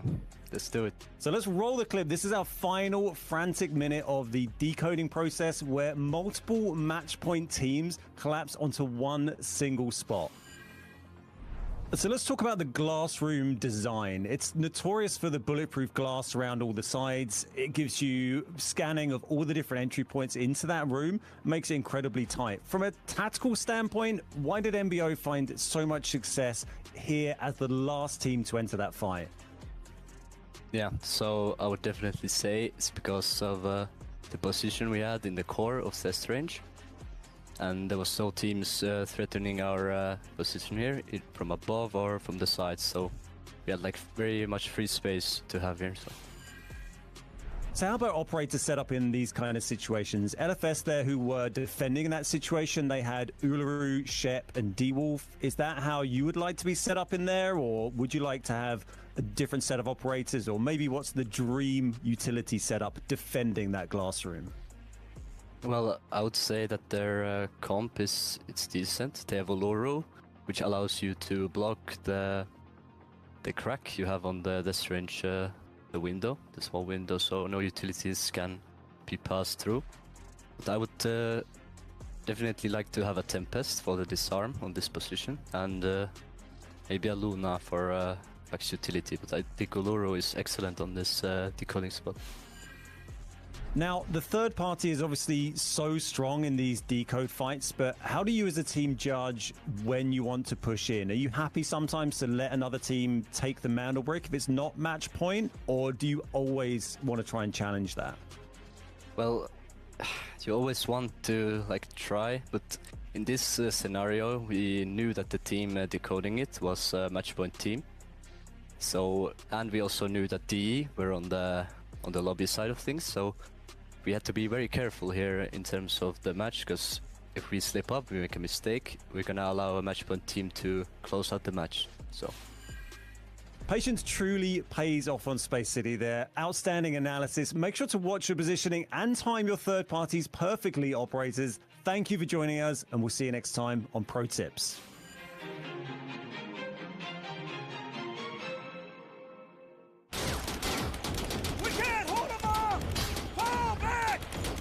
I'll cover you!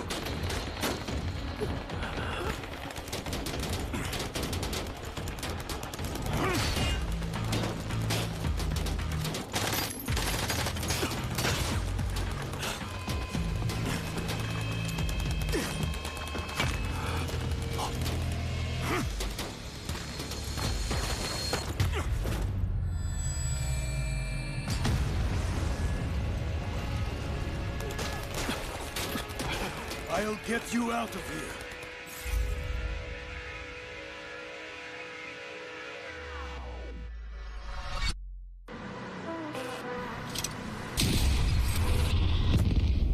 The enemy got the mantle bricks.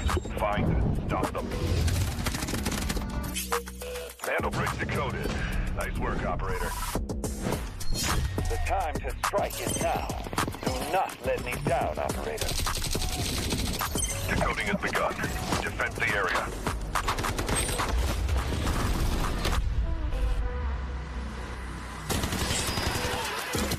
Is about to take the first mantle brick of the tournament, and they're going to do it! What goes around, comes around. Not gonna do very much, though. When you get barrel stuff, Skydie is getting aggressive. See what I did there? You ain't seen nothing yet. Let's knock them off their feet. There's so much damage in there, it is.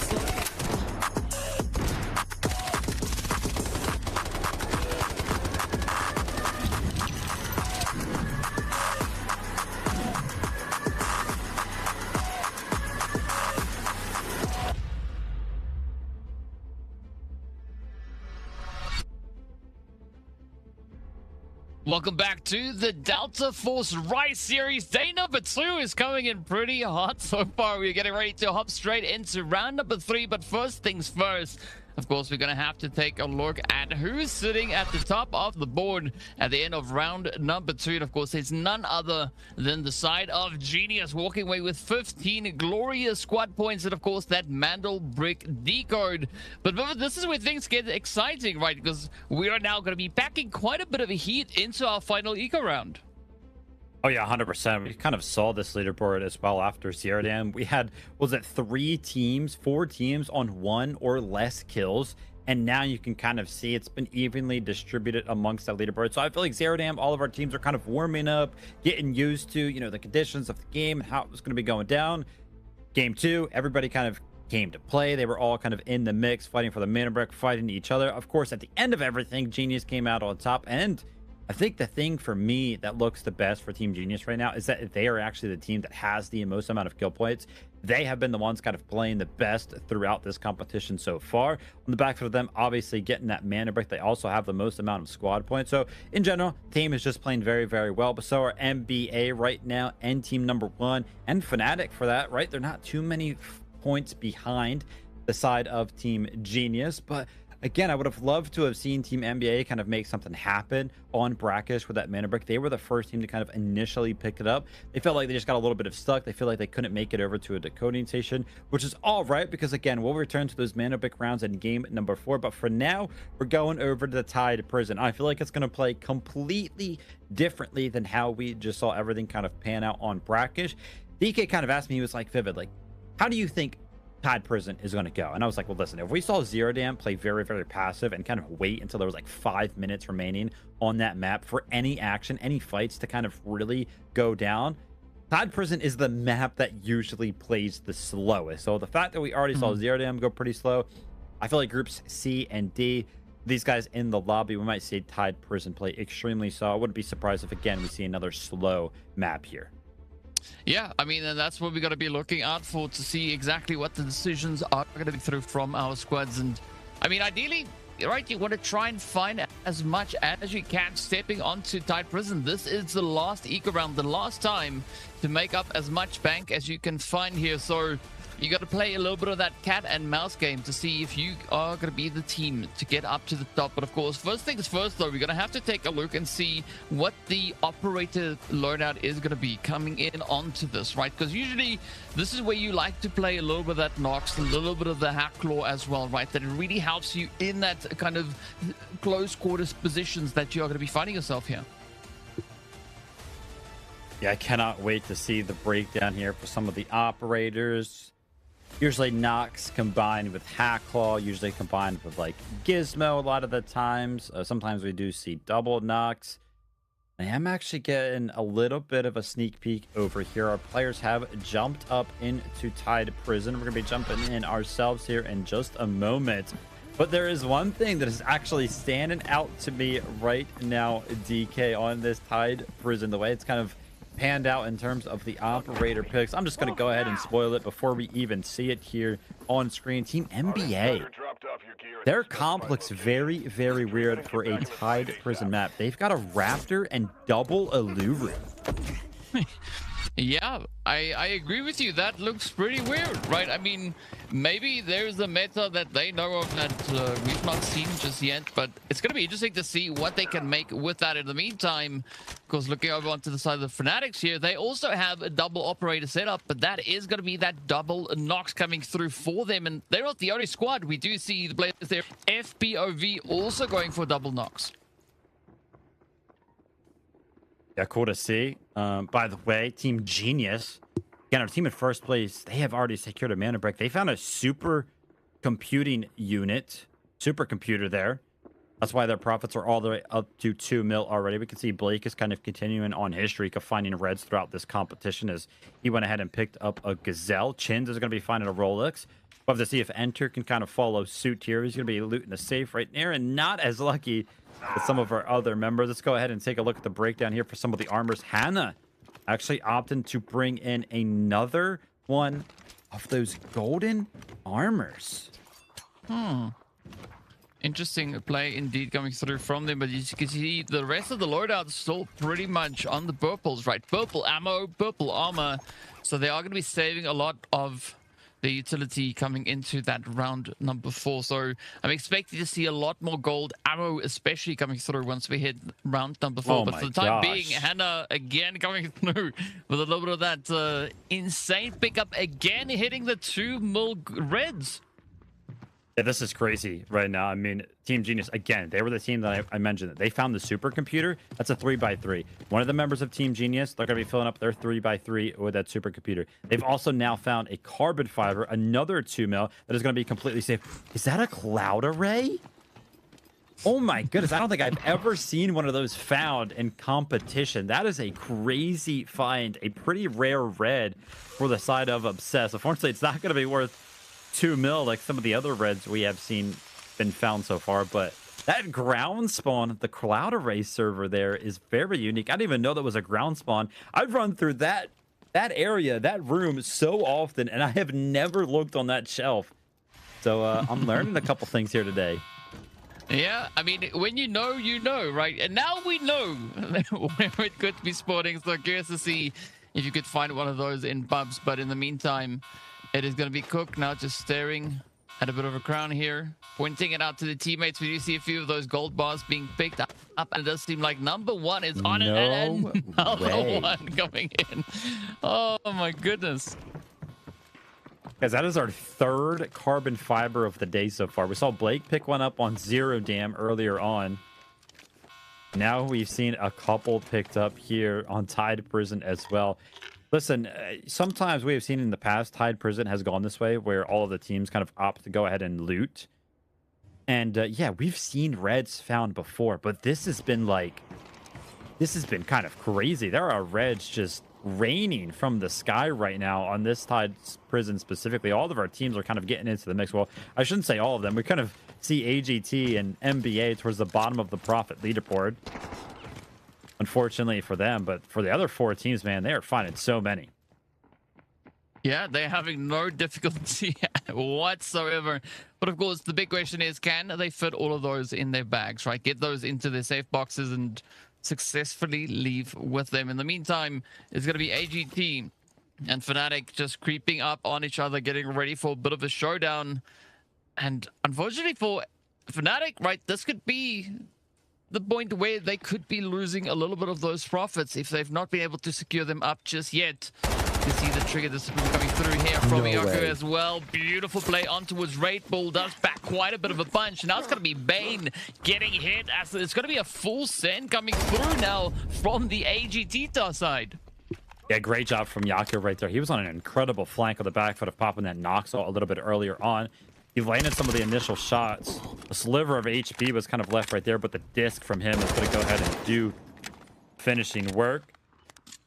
For Fnatic, though, they're left with a duo. You can see Dejam is kind of stuck in this back room. AGT have to kind of keep him here if they want to go ahead and secure some of these kills. Off screen, though, MBA are actually going up against Genius. That's going to be Hannah getting knocked over there. We're going to go ahead and tune into this fight and see what's kind of happening. MBA, again, are going to be applying this pressure here, trying to make something happen in their own 3v2. Well, we can see both fights now on screen. Bottom right is where we've got that AGT engagement, and Genius now also getting ready for a bit of an angle here. As you can see, Kilo getting set up, has popped the ult here for the Hacklaw, looking, and he knows exactly which direction there could be a team situated. NBA, though, are going to be looking to change things up a little bit, trying to wingle and wangle their way through, trying to get a little bit more of an advantageous angle, but so far Kilo is pretty much just locking down that bridge, so it's not going to be an easy push for AGT to get through here.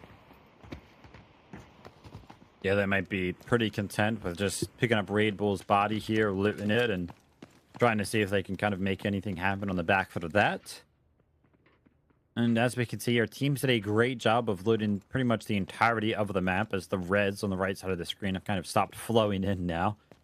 And the attention is going to be turned to whether or not these teams can successfully find some fights. And as I actually mentioned, the reds stopped flowing in. We have the potential here. Chuba is going to be finding himself an unlooted save. No way we're going to miss it. I've been baited. I thought we were going to see all the loot. The dopamine has disappeared, DK. Dang it. But we do know, no reds popping up on the right side there, so I don't think he was lucky anyway. That there is a perfect example of a bait and switch, right? I mean, production trolling us a little bit over here, and I love it. But let's see what is going to be happening for NBA. Are they going to be able to get anything happening on this point? I mean, Genius still keeping a pretty tight angle, but now it's going to be flawed POV that is going to be looking to step up as well. As you can see, Bulldog quickly falling back, just trying to get out of reach of those utilities. Skyty still keeping the angle locked down, and FPOV, they are going to try and push on forward. And we've seen quite a bit of contentious angle coming through multiple times before, but can they get the engineer? I mean, this is such a tough corridor to push up through. Yeah, I really want to pay attention to how this actually pans out for a team like NBA. Again, this comp is so weird. A Raptor and double Alluro. And the reason why it's so weird is because, again, Alluro is usually used on maps like Brackish or Space City because, again, there's just so much utility that Alluro can use to help, whether it be steal or help defend Mandel bricks. So kind of using Alluro, it'll be interesting to kind of see what their comps are going to be looking like in the future. But so far, I mean, the Molotovs have kind of done great work for them in terms of the fights. And by the way here, this angle, again, I'm learning so much. I'm learning about the ground spawns and Uvelier here. That little bit of a gap. Didn't even know this existed. I'll be here in the future for sure. Well, this is how you get to find a few interesting positions coming through, looking at what these teams are doing. But, I mean, at some point, something needs to have our first airdrop coming in as well. Curious to see. Well, that's, of course, our first and only airdrop, right? To get your hands on the other airdrop, you have to run through the mission to get to the end of that. And, of course, escort the warden throughout the prison here. But now, NBA, they feel that something is coming. They can hear the footsteps there from Genius just quickly retreating. But just such a narrow slit here for Uveli to try and hit those shots.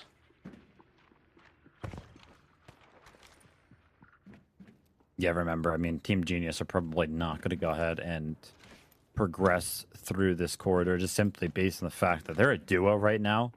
They're not really going to be interested in trying to make plays themselves. They're going to wait until a lot of this is kind of settled. And also, as a reminder, this has kind of already been worth it for a team like Team Genius. They have 2 3x3s, reds, that have been worth 2 mil each. They have 2 of them. So, again, you can see their profits are up to 4.5 mil. Like, 4 mil of that is completely safe, no matter what happens on Tide Prison here. So, they've done a great job of finding some good loot already. Obviously, they don't want to just kind of run it down. They want to continue to kind of make something happen, potentially find some kills. But playing passive is probably going to be the way that they're going to be forced to play this if they want to go ahead and do that, as they're going to be just the duo. For the likes of Fnatic, it's the same story. They are unfortunately a duo right now. They're trying to go ahead and make a run for potentially the switch room over here, but they're making a lot of noise on the back foot of the Warden. I think the Warden is actually chasing them down. They don't want to take the Warden out himself. They want to kind of leave him alive, so they were trying not to go ahead and shoot him. I was going to say, if they're sitting in that switch room, they were not safe, so they go ahead and opt to take the switch or the zip line down. NBA, they might make something happen here. Yeah, they're going to push. This is not good for Team Genius. Yeah, it's going to be a very tight position to try and get out of here, but we also do see the players there from FPOV also starting to mobilize, but that's going to be that full set. NBA, Skyzero getting quickly downed as Kilo is just so quick on the trigger here.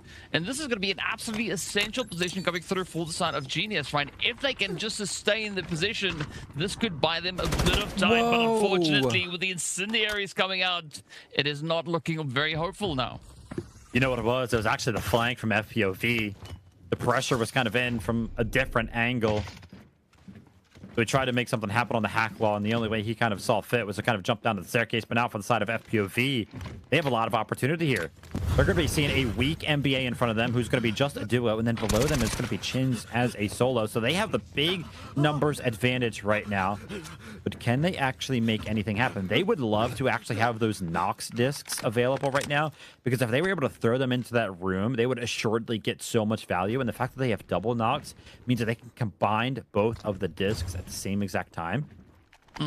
By the way, while kind of this little bit of a standstill is happening now, AGT, we're going head-to-head with the likes of number one. They actually already picked up 2 of the members, and it's just going to be 1 member left remaining. It's going to be Cook, but he is going to be sent out of the kitchen himself, sent back to the lobby. And amongst all the chaos, MBO were actually our first team fully wiped off the map. But for the side of FBO, they're trying to make something happen onto the duo of MBA right now. And take a look at all the utility kind of raining in. Bulldo is trying to lay down behind a little bit of cover, trying to kind of make something happen. Both of the members here, the Alluru and this Raptor, are extremely low. And with the flank coming in from one of the members of FPOV, that's going to be Yersei on the backside of things. The pinch is going to come in. But some shots now. Another third party. It's Fnatic. I mean, a lot of chain fighting coming through here. But you see FPOV getting taken on down. And now it's going to be a rush here, as they still have 2 players up and able to contest. But NBA just playing some pretty bold moves here. I mean, using that Alluru in CQB is pretty dang crazy. But I think the reason why they chose that setup coming into this round, and now it is going to be quite a bit of a pressure play. FPO are going to be trying to push up. NBA right there alongside them, trying to breach in the door. They can't see a single thing. Quick bit of blinding action coming in, and the send is there. Unfortunately, Floor FPO not getting out of that one in one piece, but NBA are going to be locking it in, and now it's going to come the hard part, getting the full squad back on their feet. I thought NBA had no chance of surviving that once that disc landed in the room. Does so much damage, but a little bit of an overextension, potentially. A little bit too aggressive, maybe, from the side of FPOV. They kind of just full send it, and the shots are actually hit from Uvelier. And now Chins, remember, this was kind of that initial fight. He was the initial solo amongst all of this chaos. He has been alive in the bottom of it. But here are the shots that are going to be landed right here from Uvelier. He's got the perfect weapon for an exact moment like that. 45 rounds in the magazine with these machine guns. If you go ahead and set it up perfectly, and with 2 members kind of jumping into the room, you're going to need all the bullets you can get. But Uvelier is trying to go ahead and continue on with the kills he's been picking up. I think he found out that Chins was right below him. He was trying to make something happen, but Chins is going to jump down into the water and swim away to safety. This has been a great game for NBA so far. I think they have 4 kills total. As we kind of jump in between some of our teams, looks like Fnatic, they're still trying to make something happen. They only have 1 kill, so they're definitely going to be interested in making this just a little bit more worth it. And taking a look at the bottom right, we have our extract going off very, very soon. That's going to be the full squad of AGT making it out with 6 mil in total profits. Take a look at that leaderboard on the left side. It's going to be a great game for them. Yeah, a pretty good run indeed. I mean, that's exactly what you want to try and do on a map like this, right? Especially with the last Ego run coming through, prepping for a little bit of that Space City rundown. But of course, there's still a few points up for grabs here. As you can see, Fnatic, they still have an opportunity to try and get those additional kills secured. There's still 3 players left for them to try and find. I'm not quite sure they're going to find Chins, though, because yeah, Chins is all the way up on towards the north, and we have NBA and Fnatic right over here in towards the southwestern side. And now it is going to be altercation going full throttle as Bulldo is going to be met with quite a bit of a response here. Yeah, the Jam has to make something happen. Remember, there's only 2 minutes remaining, and pretty much the only way to find any more value out of this one is just pick up the kills. Utility is going to Yan. Uvelier, unfortunately, kind of tucked away into the corner, tries to go ahead and make a desperation play on the back for the Alluru rocket. It's going to do a little bit of damage, but not enough. I feel like if NBA Bulldo here would have initially pushed and just kind of went for the 1v2, that would have been his best chance, because the members of Fnatic were kind of low. But now they're back to full HP. Bane is trying to make something happen here on the flank, but the angle is just too good. He plays it to perfection, peeks up only when necessary. So that kill was going to come through for the side of Fnatic. And now Chins. Again, remember, the initial solo amongst all of the chaos makes the swim all the way over to the backpack extract. And I think Bane, by the way, was just right there thinking about running over to the backpack extract. Of course, he had to run all the way across the map. And you kind of saw it disappear on the map. So he opted to go ahead and return to all of the loot. See if he can go ahead and stuff this 3x3 safe box. Because, of course, the last two remaining members on the map and the last two remaining members of Fnatic are not going to be able to make it out of Tide Prison. But again, they can still make it out with whatever is in their 3x3 safe box, which is going to be all about what they can kind of keep safe even after they fail the extract. Yeah, that's going to be the main strategy, right? Just cram as much as you can into that 3x3. And unfortunately, the stack only goes so high. We do see quite a few of those dog tags coming through. As we know, there's a decent chunk of value on those dog tags as well. So you got to make do with what you can find. It doesn't seem like there is going to be any shortage of loot around them, right? So many boxes that we've had already kind of just popping up all over the place. And now it's all just down to prioritizing what is of the most value in the last few seconds, as we've got only 10 left on the clock. And not a lot of time left. Again, that's why I was kind of mentioning it. It's just going to be those kills that we're going to be finding value in the last following moments right there. It looks like the 3x3 safe boxes are all filled up, and the timer has hit 0. So Tide Prison is done and dusted. No mana bricks to be picked up for some of our teams, but a plethora of reds. We saw so many carbon fibers, supercomputer units. We saw cloud array servers, gold bars. Everything was kind of in the mix there for a bunch of our teams, and also the kills being one of the most important things. I'll be excited to kind of take a look at the leaderboard and see how this one kind of pans out. I feel like AGT, they got to be feeling very, very good about that one. Again, it's very, very rare in these competitions, these 7-round matches, that we even see a single time a full 3-man roster kind of make it out. The AGT, they make it happen. They got to be feeling pretty good. Yeah, Agartha definitely being our best team right here. The only one, as you've mentioned, to get that extraction secured. And doing so with 4 operator kills and 5.9 million in the bag. Absolutely phenomenal play from them here. 8 damage as a result of all the fighting that we've seen coming through from them. But yeah, I mean, now we have my question rather answered as to how it is going to turn out over here onto Tide Prison, and a very sweaty altercation for a lot of our teams, but only one team can be situated right here on the screen. But now the big question comes in how it all pans out for the rest of the teams. Yeah, let's take a look at the breakdown here. Again, Agartha, I mentioned it, 3-man roster making it out, 6 million total right there. It's got to be one of the biggest extractions that we have seen throughout the course of the day. They also went ahead and picked up 4 kills, so they are going to be jumping up the leaderboard. Let's go ahead and take a look at some of the individual categories here. First and foremost, our top killers on Tide Prison here. Uvelier, again, he put on an absolute clinic with that machine gun in hand. We also see Nast and Yaku right there from the side of AGT. Remember, they had 4 kills total, so it was just those 2 members from their team that was able to go ahead and pick up some of those kills. But our damage dealers as well, no surprise here to see Uvelier towards the top. He was constantly in the mix, constantly in the fights, and he was also our top slayer here on Tide Prison. But the fact that he almost doubled the amount of damage of second place right there is kind of crazy. Yeah, I think there's a good chance for Uvelier to be our MVP, potentially, maybe, right? Because we see that good consistency coming through from them. Of course, Jam is going to be the one to come through with the highest assist, sitting on a comfortable 2. But the top asset owners is going to be none other than Yaku coming through with a 2.2 mil play there, and Hannah again with a 2.1 mil. So, I mean, we've seen a lot of consistency from Genius, right? Just finding quite a bit of value out in these games. But instead, it is going to be Yaku that is going to be our MVP.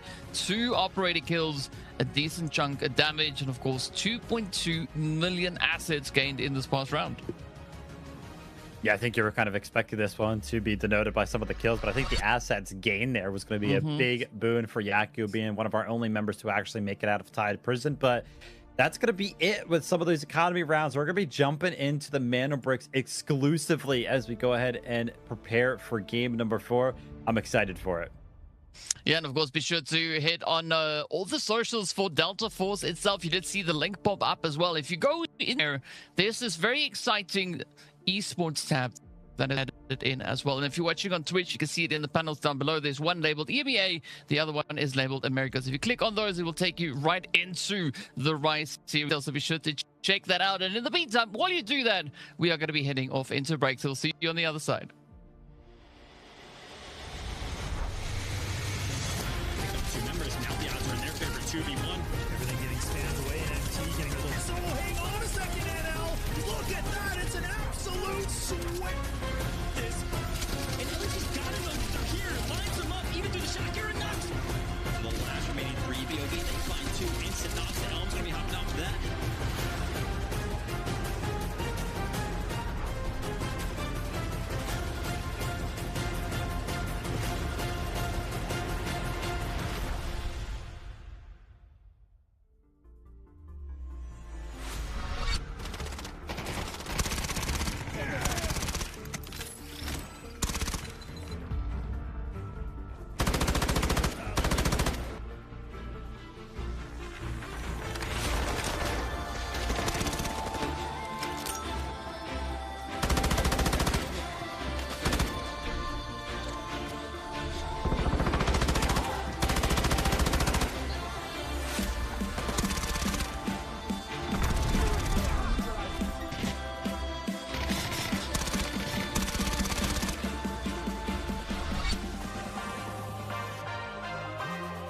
Hello, I'm Matthias, and I'm the in-game leader and recon player for Team NBO.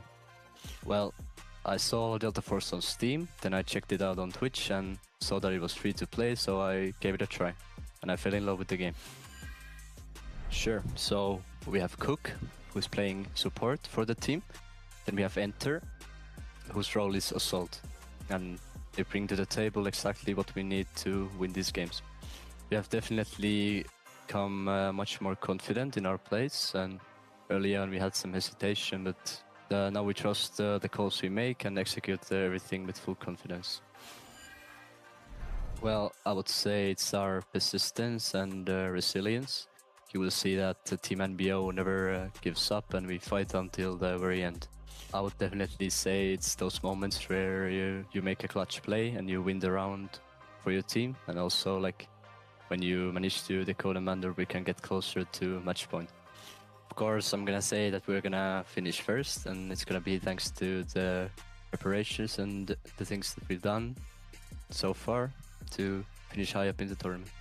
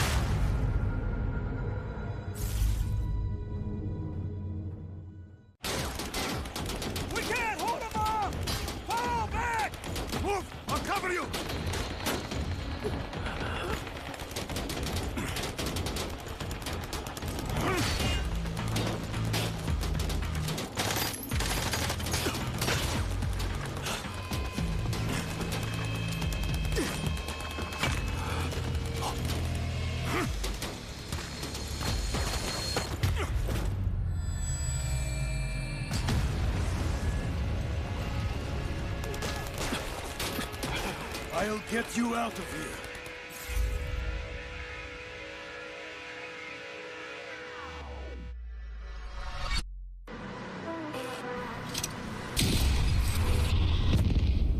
The enemy got got the mantle bricks. Find it. Stop them.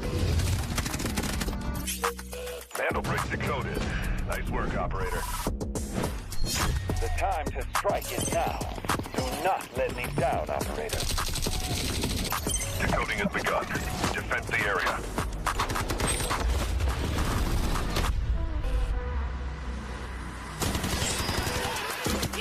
Is about to take the first hit to bring up the tournament. And they're going to do it. What goes around, comes around. Oh, I'm not going to do very much. Though. You get barrel stuff. Skydie is getting aggressive. See what I did there? You ain't seen nothing yet. Let's knock them off their feet. There we go. There it is.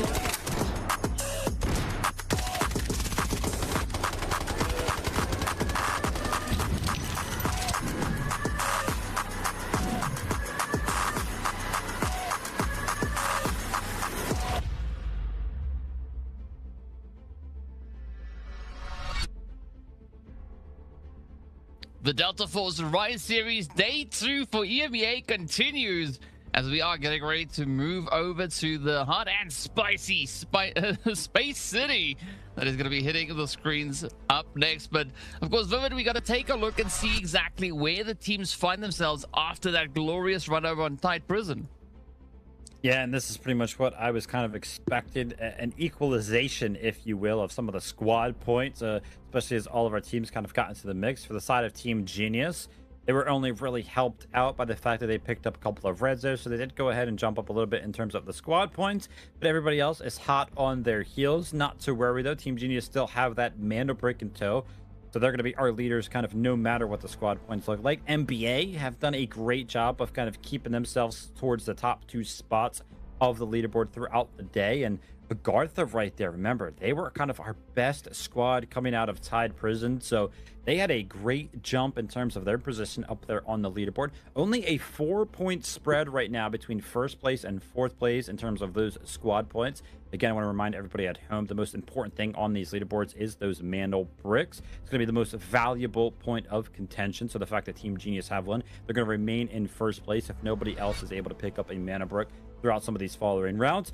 But speaking about mana bricks, all of our other teams are going to have a plethora of opportunities to pick them up in the next 4 rounds. That is if, of course, we have to go all the way to round 7, to round 6. Heck, we might not even have to go to round number 5 if Team Genius are able to go ahead and secure the mana brick here in game number 4 on Space City.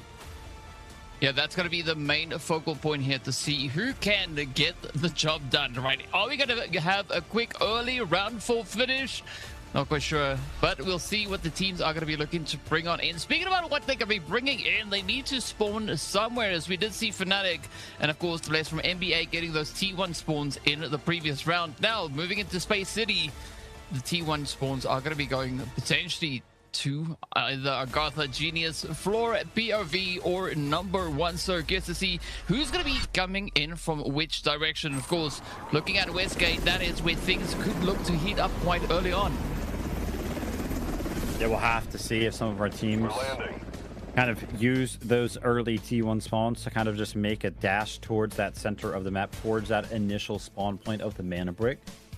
And the reason why I mentioned that, you're like, well, Vivid, obviously they're going to run for the mana break. No, not every single time. We actually saw Team Gotaga yesterday. They had a tier 1 spawn and they opted to go ahead and take a 3v3. And it was actually their early demise in that specific game where they went ahead and tried to pull that one off. So we'll have to see if any of our teams opt to go ahead and pull out something we have not seen before, or at least something that we do not expect. Jumping into Space City now. Remember, those early spawns are going to be very, very important. It looks like for the side of FPOV, they did not get one of those T1 spawns. In fact, they're going to be over towards the dormitory. Let's go ahead and take a look at Team Agartha. Remember, they just had a great Tied Prison, and now on the back foot of that, they actually get a T1 spawn themselves. And our team in the lead, Team Genius, also got a tier 1 spawn. DK, break down some of the gear. Hey, we are seeing golds and golds and golds galore. NBA are coming in pretty hot with that, as well as AGT and, of course, the side of Fnatic. But so the interesting thing here is, of course, once they've used up those golds, that's it, right? They can't use them again. They only get that one opportunity to bring the golds in, but they can still capitalize on that gold ammo. So I'm curious to see just who is going to look to bring it home this time around.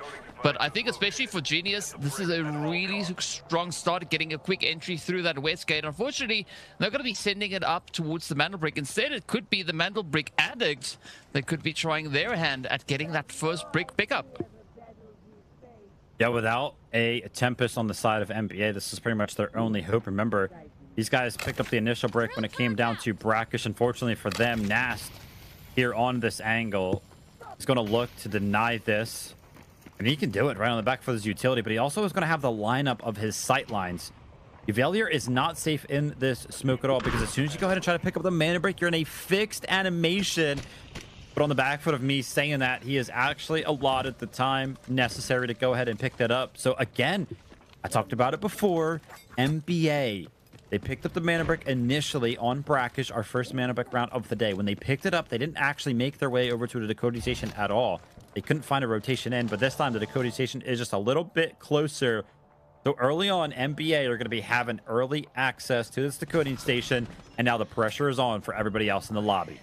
Yeah, somebody go out and ring that dinner bell, because it is time for the action to kick off. And speaking about which, though, NBA quickly getting a few hits coming in their direction, but I'm pretty sure that wasn't from the side of any particular operators or opposing teams just yet. Good setup here coming through from AGT as well. Unfortunately, not on the decoding station side. Instead, it is going to be up on towards that test range position, right? So it looks exactly like the opposing edge, right, over towards that centrifuge facility or the buoyancy lab. But so let's see how they are going to look to move through this. In the meantime, NVO, they are going to be trying to just scan out that far southern positioning. Not quite sure what their strategy is going to be here coming into this round. Are they going to look to maybe push up from that far southern angle, or maybe look to push a few teams holding on the edges? And one of the most important things as we jump over the Space City is to keep a key note on our team in the lead, Team Genius. They're actually poised up over towards Hudson.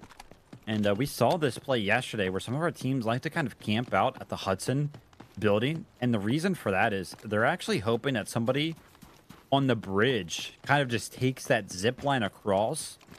And as soon as they're on the zip line, they're pretty much just free kills for whoever is kind of waiting at that Hudson building. But the fact that they're kind of just hanging out in Hudson right now, waiting for a play like that to come to them, they're not actually making any plays themselves towards the Mandelbrick specifically.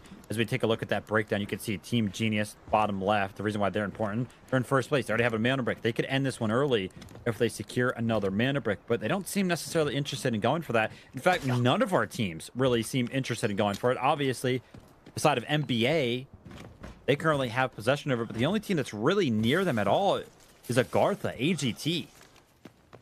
Ooh, that is quite an interesting setup, though. I mean, we've seen this happen yesterday as well, right? Teams taking a very different approach coming into the Mandelbrick decoding and like looking at who is going to try and potentially contest that. So maybe the teams have a completely different strategy in mind here. We know for a fact that they are not waiting for an airdrop to come down, because that is not a thing in this particular round. So FBO, I need to get something happening over here. Even Fnatic, right, also keeping a lot more of a distant approach here. So hopefully they are going to try and swing in onto that Mandelbrick pretty soon, as we are slowly but surely running out of time. Yeah, NBA are starting to feel a little bit of the pressure from the center of the map. That's going to be Agartha trying to make something happen. If you take a look at the operators from the side of Agartha, they do have a Tempest, so that's going to be pretty much the forefront of the play here for them without a doubt. They're going to try to go ahead and pop the Tempest ult and make their way over to the decoding station. Before that happens, the Stinger is probably going to lay down some smoke, lay down some cover, so that way the Tempest can kind of just run through it. But with that being said, what's going to kind of happen around the map? And oh my gosh, we're actually seeing some trades all across the map here as the Jam from the side of Fnatic finds early access to the right there. He's going to be finding his sight lines over towards Obsess, who's going to be full killed, but not before Blake actually returns the favor. So the Jam and Blake are going to be down for the side of each one of them. But oh my gosh, an absolute flood from the side of Team Genius. These guys were hanging out with the Hudson building. They were playing so passive.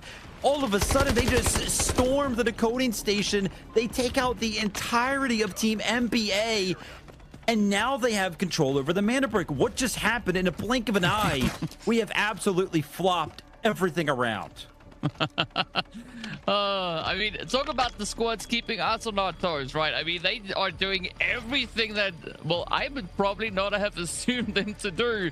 But good to see all different strategies and angles coming through on this. Of course, NBO are going to be the next team looking to push up as they're coming up the edge of ramp. They're looking for a bit of an angle. Meanwhile, the evil, Mr. Geniuses keeping a very tight position here as they are now trying to defend that mantle brick. But again, a super aggressive defensive that they are looking to lock in. Meanwhile, AGT, they were able to move up and just get onto the building up towards the north, position themselves up into that buoyancy lab. And I'm curious to see what number one is going to look to bring to this push here. You remember, amongst all the chaos, there were some trades between the side of FPOV and Fnatic, and this is a very bold strategy from the side of Obsess right there. That one was a little bit crazy. Trying to run across those pipes when you know a team is on the other side is pretty much just opening yourself up to exactly that, just getting knocked. And he's going to be fully wiped off the map, by the way, because that was the second time he has been fully eliminated from the map. But the ramp here is pretty much the area that you want to be in if you're a team looking to go ahead and steal the mana brick. We just saw Team Genius make their approach from this ramp themselves. And they're not necessarily interested right now in defending it. They did not want to kind of risk their lives. Full sending it right there. So they kind of let number one use their Tempest to go ahead and steal that. And take a look at this. Kind of a little bit of a set play from the Alluro here from Hannah. Going to be throwing down that deployable cover, breaking half of it to have a little bit of a crevice to stare down that doorway, which you would imagine is going to play a big part of how everything is going to pan out here soon. Well, everything and all the strategies are going to be revealed in a short few moments, but FPOV also are going to start to make their trip up to north, going for a very wide flank all the way around that far southern edge, and it seems like they are going to be aiming in the ramp, exactly where NBO currently find themselves situated. But again, I'm curious as to whether or not that decoding station is going to look to change hands yet again. AGT, they are going to be heading further up north, just getting out of the position, coming through with a wraparound, and there's several squads now lining themselves up to try and contest that decoding. Yeah, this position right here for FPOV is pretty much worst case scenario for the side of number one. They're going to have to either wipe out the side of FPOV or potentially push forward, which they probably don't want to do because there's going to be a lot of teams kind of waiting for them in the wings. The only thing that kind of is working in the favor of number one right now is the fact that this FPOV approach, remember, it's only 2 members. Because we just saw Obsess kind of go down on that employee passage pipeline. I think Enter just should have got a quick glimpse of Yursei right there, but maybe his red dot was actually in the way. Some utility from the side of MBO starts to come out towards the bottom of this ramp. So yeah, I think the information kind of was found. But now for Fnatic, they're trying to make something happen at the bottom of this staircase. The Team Genius are going to be interested in kind of preventing this. We're at a standstill on multiple sides of this mana brick, and I think it's kind of started to look good for the side of NBO because they have a great position right now. When there's 30 seconds remaining, I think Team Genius are going to full send it out this doorway and potentially run straight for the mana brick. Yeah, well, they're going to have to do that if they want to stay in this fight here, as the decode is now down to the last few seconds, but a quick steal going to come through here from AGT as they just narrowly get their hands on it. But again, quick changeover over to NBO. In a matter of moments, we've seen 2 teams grabbing hold of that decoding. And with that, of course, the timer has been brought down to only 2 minutes. And now the time is slowly ticking away. FPOV going to try everything they can to push up that slight bit of a ramp position, but AGT on the opposing side finding themselves in a little bit of a different situation. So several points of contention now coming through across the map here. The super tough thing here, by the way, is that if you take a look at it, currently NBO are the team in control of the mana brick. All of the other teams that are alive right now, only one of them actually have a Tempest that is up, and that's going to be the side of AGT, who were the team that just went ahead and successfully stole it. But in terms of the possibility for steals for all of our other teams like Team Genius, like Team Fnatic, who are kind of in that centrifuge building right now, how are they going to make progress, right? You pretty much just have to send your body onto the mantle brick, which is super difficult to do, especially when NBO are basically standing on the mana brick and have all of their own utility to kind of work with the Toxic, the Luna, a Tempest of their own that can kind of pop the ult whenever you decide to kind of run into the smokes and try to jump onto the mana brick decoding station, which is why I feel so good right now for the side of MBO. But somehow, some way, Bane peeks into the sight lines of Chins and wins the fight. And now Fnatic are going to have a little bit of a leg up onto the side of Team Genius. Yeah, sure, you guys are winning the 3v3 engagement, you're winning the fight, but what about the mana brick? And it looks like Chuba is going to be trying to make something happen, but he's on Stinger, he's not on Tempest, he's going to be knocked and he's going to be left to die on the decoding station potentially. But oh my gosh, potentially an area of contention here for Blake, as the Molotov is actually going to be taken out, enter completely, and now NBO are in control of the mana brick. 10 seconds remaining, but they're only a duo. Can they defend it? Nas is trying to make something happen. He's going to be the Tempest for AGT, but you got to jump on the mana brick. The timer's almost out. It's going to take 2.5 seconds. The res, he almost tries to res. Oh my gosh. The fact that his teammate, the Stinger, was laying on the mana brick decoding station. He went ahead and hit his interact bind, and instead of stealing it, he went for the res. And amongst all of the chaos, NBO have lost all of their lives, but not before they made their way out with the Mandel Brick.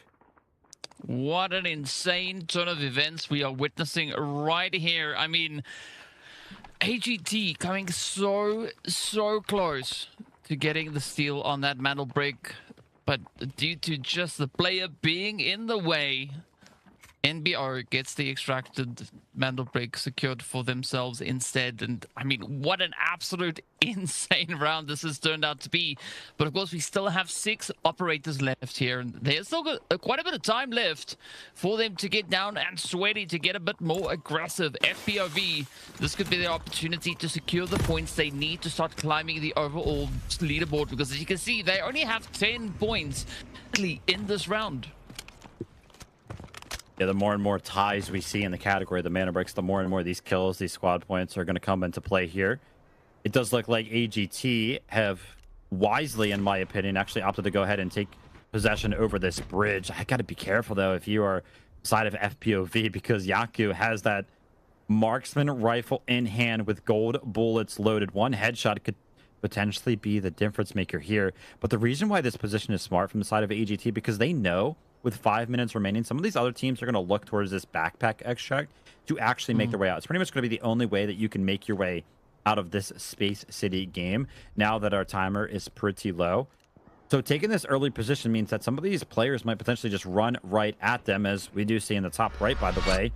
We did have a bunch of duos across the board, but Fnatic have given them the opportunity to go ahead and get their res off, so they're going to be back to a 3-man roster. But yeah, that's the difference right there. I mean, it takes, what, 2.5 seconds to go ahead and seize the mana brick? Without a doubt, that was the difference maker right there. Kind of fumbling a little bit. Too many interactions kind of happening around him. Yersei is trying to make something happen right now, but he's going to be met with some great shots. A couple of headshots actually landing right there. I think that was Raid Bull landing those, and Fnatic got to be feeling pretty good about this, right? Numbers are in their favor, but Yaku is off in the distance. It's going to try to go ahead and fend off Fnatic, kind of helping out FPOV, but Nasty is under heavy fire right now. We just saw Yersei jump around the corner and take out the teammate of Yaku, but not before Yaku was able to go ahead and land up some follow-up shots to find that knock and eventually find that full kill. Quite a few trades coming in across the way, and slowly these numbers are starting to dwindle. As you can see, AGT and FBOV down to their last hopefuls currently. But that's going to be a bit of a loot sesh that is going to be making its way on through, right? Again, trying to push those assets as high as you can and pull up the 3x3 with anything of value out of this map. But now, Yaku, the sole survivor, is he going to try and bring his teammate up? No, instead, it seems like Yaku is going to be the one to go for that extraction, right? He was defending it for so long, looking to pick up a few easy trades along the way. And now, deciding to go and grab it himself. In the meantime, Blake just very cautiously now creeping up on Bane. I don't think Bane has any knowledge of his position here. And this could be a great opportunity now for FPOV to get those much needed points. Yeah, if Blake is able to find Bane here, he should know that he's here because of the painkillers that were popped, but I gotta go ahead and call it like it is. An absolute fumble from the side of Blake right there. He kind of got locked in that slow moving animation because it is going to be a little bit of a toggle feature. He doesn't land any of the shots, unfortunately, and Fnatic are going to be picking him up as well. I did some quick maths right there, reading some of those kills on the bottom left-hand side. Total of 7 kills for the side of Fnatic. And the is going to be in their inventory, but there is no way for them to actually go ahead and extract with this after Yaki went ahead and took that backpack extract. So on the side of Agartha, again, they've kind of continued with this theme of making sure that in some of these games, they go ahead and extract. Remember, their tied person went very, very well as they got all 3 members out. And on this first Space City, they're going to be the only team to get anybody out. But for the side of Fnatic, this one has been kind of worth it, at least if you're taking a look at how many kills they were able to get. I mean, their total score is all the way up there, 26. They're in the lead without a doubt, but got to remember, man, the mana bricks are the most important thing. If Fnatic don't pick up a mana brick, it doesn't matter how many squad points they get. They'll be in 3rd place for the rest of the day. Yeah. So the attention has to be for them to switch focus over to the mana bricks in some of these subsequent rounds. But it's just going to be all about making sure they can pick up as much loot as they possibly can, putting it into those 3x3 safe boxes, because all 3 of these members are going to fail the extraction. So the only thing they can take out is anything that's in their safe box. Yep, that is unfortunate, but it makes sense, right? Imagine being able to put that AWM in your safe box. That's an insane strategy. But I guess no matter how you fold it up, it's not quite going to fit into the available spaces there, right? As far as I know, it's going to take up at least 5 or 6 slots in a row. Yeah, 3x3, not quite going to be working in that regard. But now it's just down to see how much Fnatic can find. Already sitting on 6.1 mil. If they can find a little bit more, that could, of course, increase those 26 points more so. But I agree with what you said earlier. 26 points is great, but it doesn't mean all that much if they don't have a mantle break to back it up. I mean, if they get it, they are going to be the team that then by default gets first position. All right, that's how game number 4 goes. We're into the mix of things when it comes down to the mana bricks, and we are starting to feel it with how these ones are playing out. Utter chaos towards the mana brick without a doubt, and to nobody's surprise, Mandel Brick Addiction, once again, kind of that initial team picking up the mana brick. They make their way over to the decoding station, and unfortunately for them, they were wiped out shortly after by Team Genius. But after that, team of number 1 just kind of held it down. They were able to steal it back a couple of times. They were able to successfully defend, and I think that the time difference between the team of number 1 securing the mana brick and them going down must have been less than like 3 seconds. It was very, very close, but they're going to be our best team regardless, and it only required 1 singular kill out of them to go ahead and lock down that mana brick. 600 damage and a decoded mana brick is going to make these guys our best team. I mean, absolute insane turnout that we saw here, but you know what? Sometimes that is just the way it goes to be number 1. And our best team coming in at the back of round number 4. But I'm curious to see how that is going to impact overall points, right? Of course, looking at what we've got here, Fnatic, they were just cooking it up with those 7 kills. And of course, the 2 mil that they were able to kind of find out in this round. Yeah, I mean, definitely the best round there for them outside of the mana brick for sure, which is great. You know what I mean? Because that does win you out the tiebreakers if our teams are kind of tied in those Mando breaks. Let's go ahead and take a look at some of our top killers here. No surprise that we're going to see a member of Fnatic towards the top here. Dejam with 4 of his own, followed up by a couple of members of Genius and FPOV here. That's going to be Chins and Yersei picking up 2 each right there. The top damage dealers, no surprise to see Dejam up there. He's able to go ahead and pick up 4 kills. He was the top guy over there. He's going to be the top guy dealing the most damage as well. Yeah, well, of course, we do see Blake and Hannah also stepping up here with not only the damage, but the assist as well. So a very consistent performance coming in across the board. Looking at the angles, we do have Bane also bring in their contribution here for the side of Fnatic. So quite a fantastic play there from them.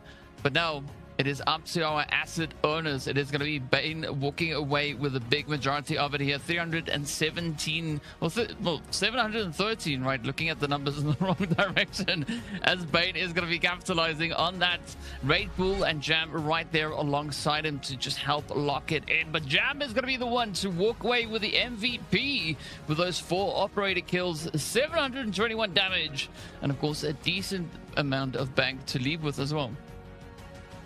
Yeah, I mean, Fnatic just did such a great job on the back foot of the Jam, picking up all of those kills, kind of making something happen besides from the Mando brick, of course. And again, it just makes it so difficult when you are a team without a Tempest in hand, which is why we put a lot of value on it.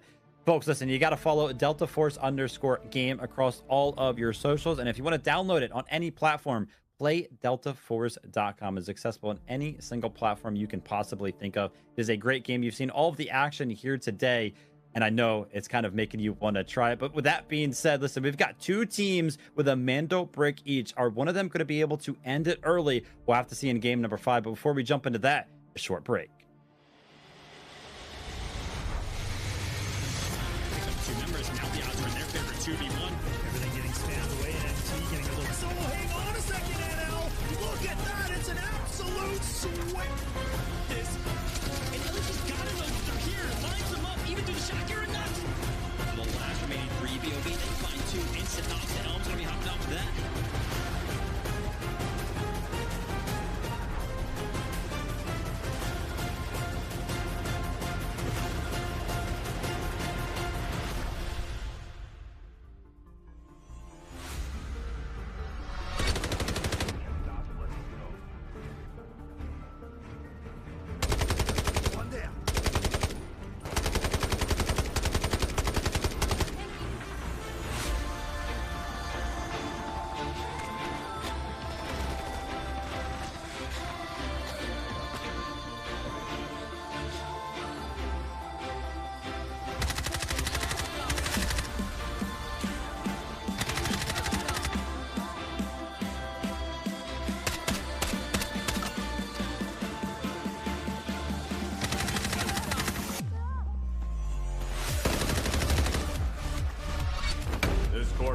The AI holds no legal responsibility.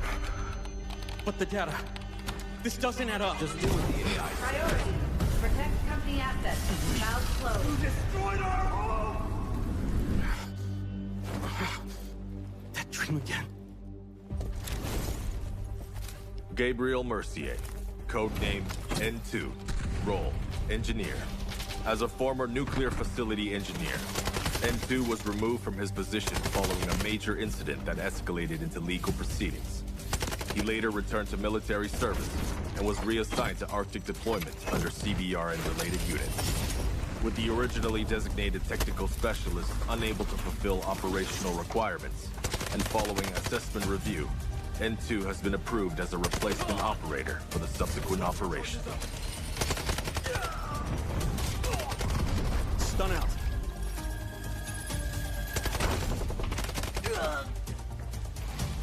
Throwing stun. Stun hit.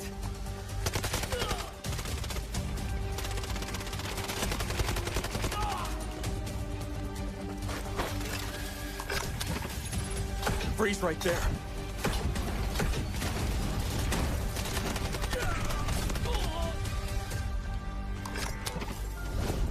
It's getting cold. N2 is equipped with a modified grenade launcher, capable of firing up to 6 LN2 grenades. Upon impact, each round detonates and releases a burst of cryogenic gas, dealing area damage and significantly impairing enemy mobility. Sustained hits can fully immobilize targets through extreme low temperature exposure.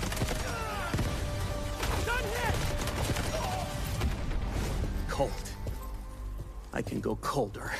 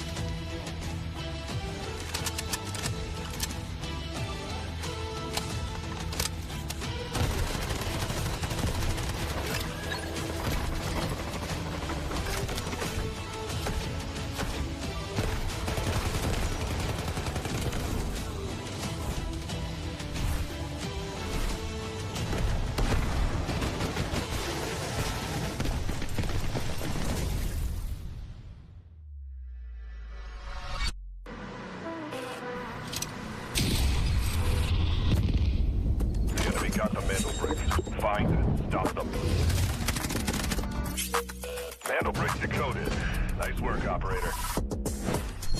The time to strike is now. Do not let me down, operator. Decoding has begun. Defend the area.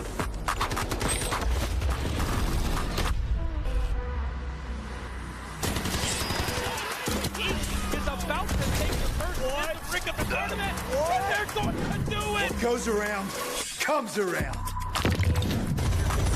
Not gonna do very much though. When you get barrel stuff, Skydie is getting aggressive.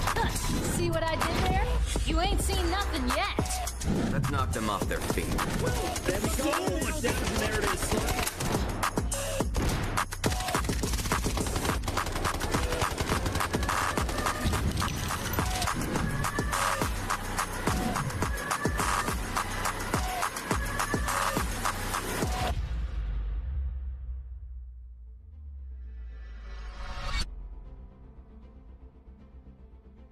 Welcome back to the Delta Force Rise series. We had a very interesting round number 4 coming through with a very close Mandelbrick decoding coming in. It almost got stolen before it wasn't anymore. And of course, now we get ready to see what is going to be coming through in round number 5. But before we get there, let's take a look at the board as things are looking quite interesting here for Genius. Still sitting on a very comfortable 21 squad points and that Mandelbrick.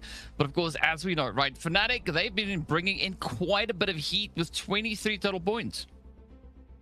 Yeah, they've got a pretty good lead over number 1 as well, who the only other team with a mana break. A 9-point lead for them. But they got to be a little bit worried about Fnatic, right? Because if Fnatic is able to go ahead and pick up a mana brick, then we will see Fnatic in first place, just on the back foot of them having more squad points. But as it currently remains, Fnatic going to be in 3rd place, Agartha in 4th place. EMEA, I think for the first time throughout the entirety of the day, they've been number 1. They've been number 2, I think, almost exclusively. And now they're all the way down to number 5. So they've got to kind of make something happen here very, very shortly before we run out of games. But speaking about running out of games, we're going into game number 5 on Space City, which leaves us with the possibility to only play 2 more after this. Let's go ahead and take a look at the operator pools here. It looks like Tempest is still available for all of our teams, so it'll be interesting to see which one of our teams kind of opt to go ahead and bring in that. Stinger also still available for everybody. Luna as well still available. Uluru kind of being knocked off the map for 3 of our teams. Actually, NBA, Floor, POV, and Fnatic no longer going to have access to that Uluru, which again, I value Uluru pretty heavily because the Molotov is very, very good at denying access to some of those mana brick steals. But let's go ahead and take a look at the most popular operators. I don't know, by the way, if we have ever seen a different operator on this specific stat. It's just always Stinger, Luna, and Tempest, especially when we make our way over to Space City. Yeah, I mean, I'm pretty sure that might look to change up quite a bit as we get further and further into that group stage. But, I mean, even the pick rate for Tempest has slowly started to drop down, right? It was on 27% yesterday, then it went down to 22%. Today, we see it sitting here on 21%. So definitely, there could be quite a bit of a shift coming through with regards to that. And now, the big focal point for us here is going to be, of course, the spawn predictions to see who's going to be getting those T1 spawns. It's not going to be Genius or Agartha, but it is going to be a surprise indeed as to who will pick up. And I'm curious to see who's going to be coming through with their Tempest into this round, right? Because as we saw there, 2 teams had not yet gone for any Tempest just yet. So they have a double session of those. Either 2 for this round, which doesn't make a whole lot of sense, or 1 this round and 1 the coming round. And there we have it. The only squad not with the Tempest on board is going to be none other than NBA. Everybody else has got that Tempest loadout locked in, and quite an interesting few decisions that they've made with their setup here. Yeah, without a doubt. Let's go ahead and take a look at what's going to be happening in terms of the spawns. NBA are going to be the team that spawns over by the dormitory. Team FPOV are going to be having one of those tier 1 spawns, as is the team of number 1 over there by employee passage number 2. As a quick reminder, number 1, the team, they already have a mana brick to themselves, so early access to that mana brick going to give them a great shot here. Yersei was kind of forced to wait in the wings there before he ran into the smoke, because aside of NBA, they pulled out one of those machine guns that had a 60-round magazine in it, and all 60 of those bullets just found its way into that smoke, hoping to go ahead and get some tags onto the team that kind of made its way in through Westgate. But FPOV. They played it well. They didn't take any damage. And oh man, this is sneaky. Take a look at the early kind of game plan for Team Genius. Hannah is just laying down in the bushes, waiting for his team to make his way over here, because take a look at where the rest of the team is. You can see it on the minimap right there, top left. Those blue little circles, that is the other two members of Team Genius. So they are completely split right now. Hannah is all the way to the south side of the map by that backpack extract, which where we know, of course, there is a decoding station. And I would imagine for Team Genius right now, the reason why they're so split, they're going to send their Tempest towards this mana brick as soon as we hit that 16-minute mark.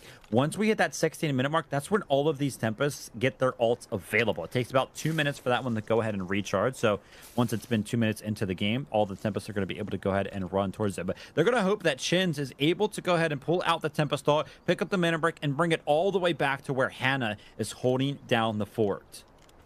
Yeah, quite a bit of a trek for them to get down to that far southern position. But currently looking at what we have towards this Mantle Break, not a lot of contention, right? Not a big lockdown coming through just yet. But as you said, it is all going to depend on who will be the first team to get their Tempest in here. And now it's going to be that full set. Oh, Genius squads are locking it down as Chins now looks to push on through, getting so close, but not quite able to get that Mantle Brick in hand just yet. Yeah, very unfortunate there for them, because if they were able to pick that Manenberg up and make the run all the way to the bridge where Hannah was sitting, they would have been in such a good position. But they're going to have to reset. We did see the Tempest ult kind of used for the side of Genius right there. I was trying to go ahead and keep a close eye on kind of if any of the other Tempests around and about had used their ults as well, but I'm not entirely sure. By the way, Fnatic brought in an I think they actually landed one of those shots early on to the receiving end of NBA. And yeah, sure enough, I'm actually taking a look at the map while we kind of take a little bit of pause here around the mana break. There's a giant fight happening up by the dormitory area. It's going to be Team Fnatic and Team NBA up here, as we're going to go ahead and tune into this one. Raid Bull is going to have a sniper. It's going to be a normal bolt action rifle in hand there. But yeah, this 3v3, man, it's just essentially going to stall out both of these teams. But as I mentioned that, it looks like Fnatic are going to go ahead and opt to retreat. But unfortunately for them, take a look at this. Agartha is actually sitting in Central Command building right now. So they got to be careful in this rotation. Yeah, in the meantime, NBR, they are on a looting spree as they pick up a pocket watch and a gold bar. So Enter having a phenomenal far. Let's see whether or not we are going to be seeing even more raids coming in their direction. But now it is going to be a wide wraparound coming through from Fnatic as they push in right behind the players there from the side of AG. Very interesting that they choose to move up towards. Maybe there is some tactic that they have in mind for us, but we are yet to see a single team pick up that Mantle Break. And this is a little bit more reminiscent of what we saw happening yesterday, right? There was quite a bit of a wait session before that Mantle Break really actually started to move around. Yeah, and usually the longer it goes before this initial mana brick is actually kind of picked up, the more likely it becomes that nobody actually picks it up. That being said, remember that 16-minute mark was that initial Tempest ult kind of timer for when all of the ults kind of became available. I would imagine right now for the side of Team Genius and any of the other Tempests that went in and pumped their ult, they should be coming available once more. So probably going to be some plays around this mana book. And sure enough, yep, Chins is going to be jumping in with a Tempest ult right now. But he doesn't feel like he can go ahead and make anything happen with it. And that's because Obsess is going to be in the mix as well in the Tempest ult of his own. And I can't lie, there's so much kind of happening around the mana break. This is actually the second time we see that Havoc auto tank pick up a knock. Initially, it was onto the side of FPOV, but this time it's going to be on a different team. But take a look at this. Fnatic is trying to make something happen. It's going to be Nast finding the trade onto Bane, but Raid Bull goes ahead and returns the favor. But it's going to be a Tempest ult enacted right here for the side of Agartha. And both teams have one member down. Unfortunately for the side of Fnatic, it was not their Tempest ult that kind of went down. So Agartha potentially have something to kind of work with right here if they apply some pressure very, very soon. And it looks like they're going to get aggressive.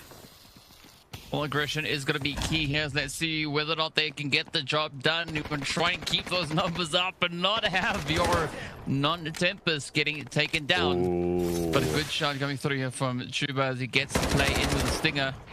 Goes for the finish. Confirmation is secured, but it's not in the bag just yet, right?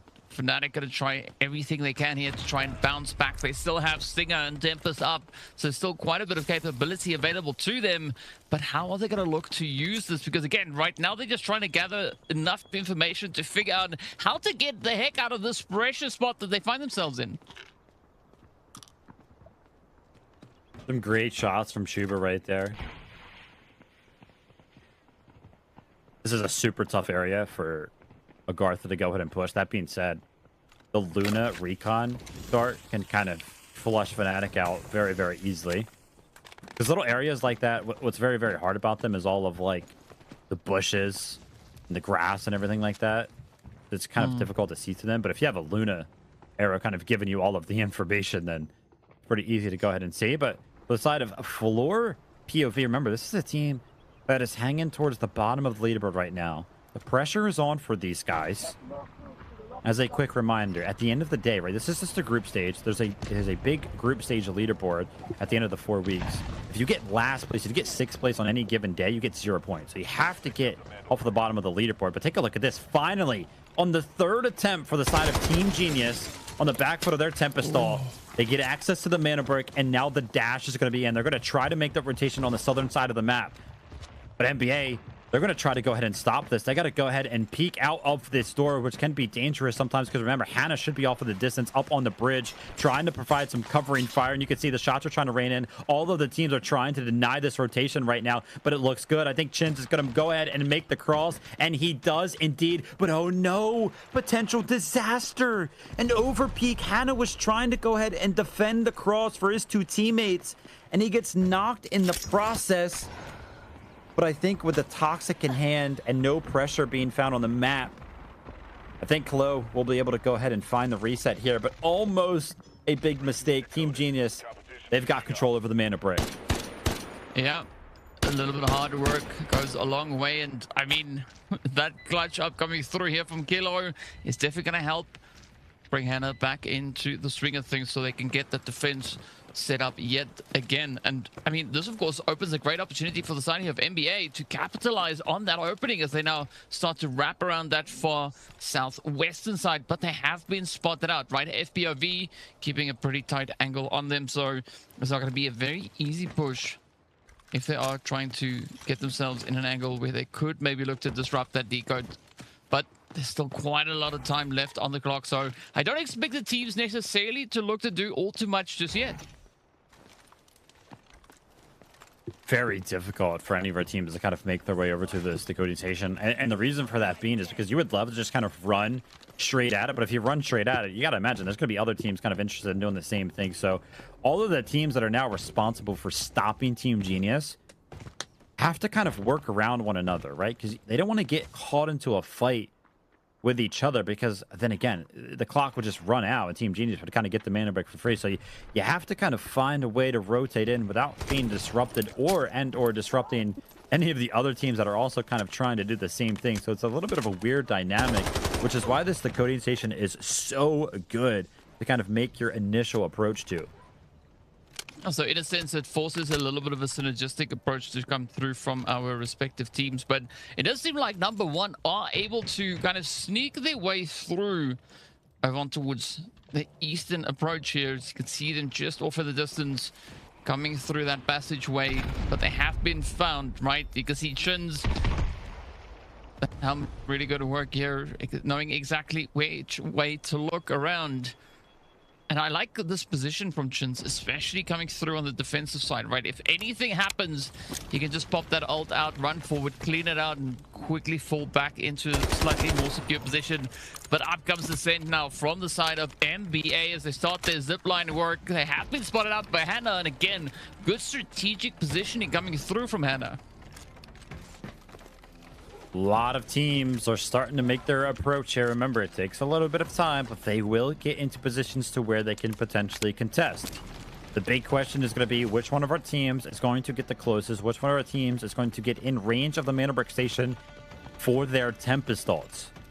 Every one of our teams actually has a Tempest on it, except for NBA. So these guys up on the bridge here, they probably are not going to be one of the teams that are going to be going in and stealing the mana break. But for the likes of the team of FPOV, who are kind of in the tunnels just beneath the bridge, they'll be sending their Tempest out I would imagine very, very shortly. But off screen, by the way, number one, the team of NBO is getting very, very close to Team Genius. They're opting for a potential flank here. They're going to go ahead and try to take the fight, but they are immediately shut down. Team Genius were set up perfectly for this one. It's going to be Chin's kind of landing the shots right now, but amongst all the chaos, when the trades are kind of happening on the other side of things, the side of FPOV, they go ahead and send in their Tempest. That was going to be Obsessed jumping on the decoding station. So now Team FPOV, they're going to have full access to the mana brick.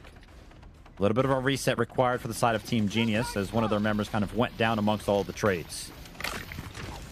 And this is exactly what FPOV is going to be looking to accomplish here, right? They want to try and see if they can just contest the decode for long enough, right? Getting it in their hands is not going to necessarily mean all too much with regards to the points, but it is going to take us quite securely into that next round. And beautiful angles coming through from AGT as they are causing absolute problems now for FPOV.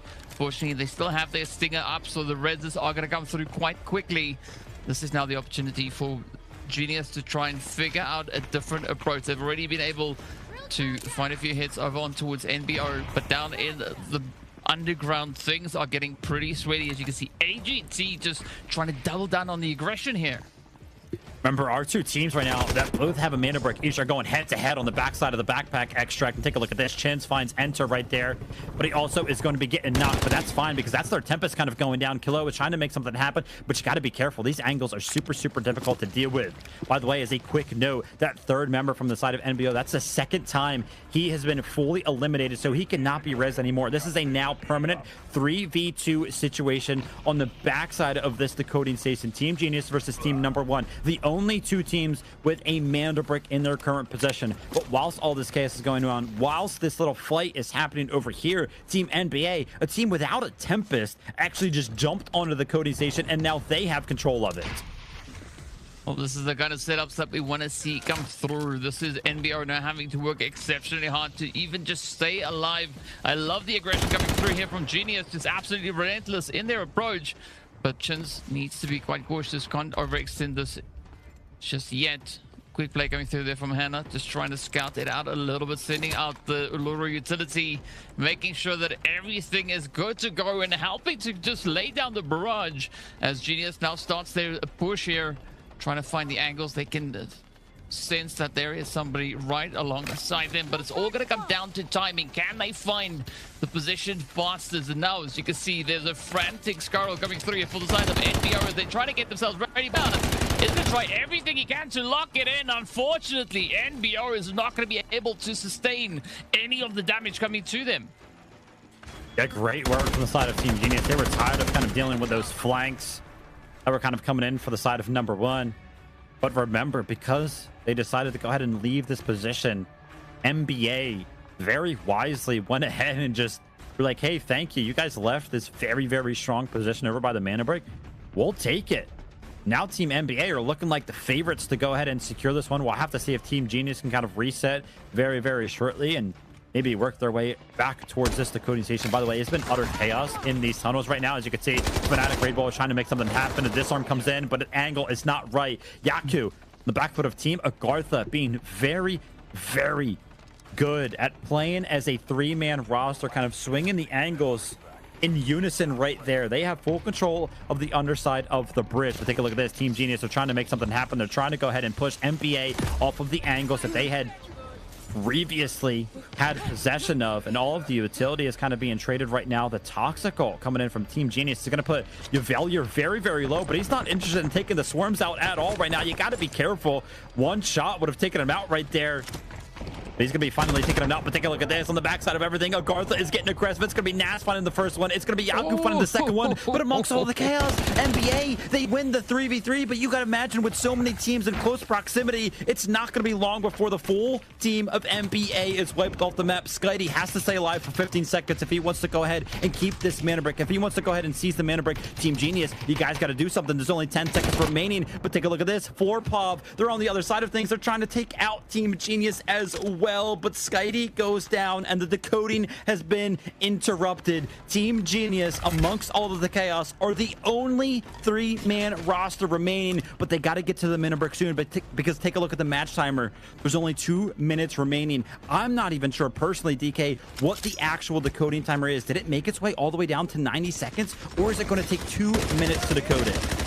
Well, we're not quite sure just yet, but it is going to be Chins that gets dropped on down as we do see Kilo going in for the decode, just narrowly getting the hand on it. But as you said, there's not enough time on the clock, so it still needs to change hands at least once more, at least twice more instead, to get it down to that minute 30 seconds. And I mean, we don't have enough time left on the clock for that even to be a thing here. So it's all going to come down to who is going to be the team to survive, and this is going to be the main focal point here for Genius. Can they survive the push coming through from 2 separate teams?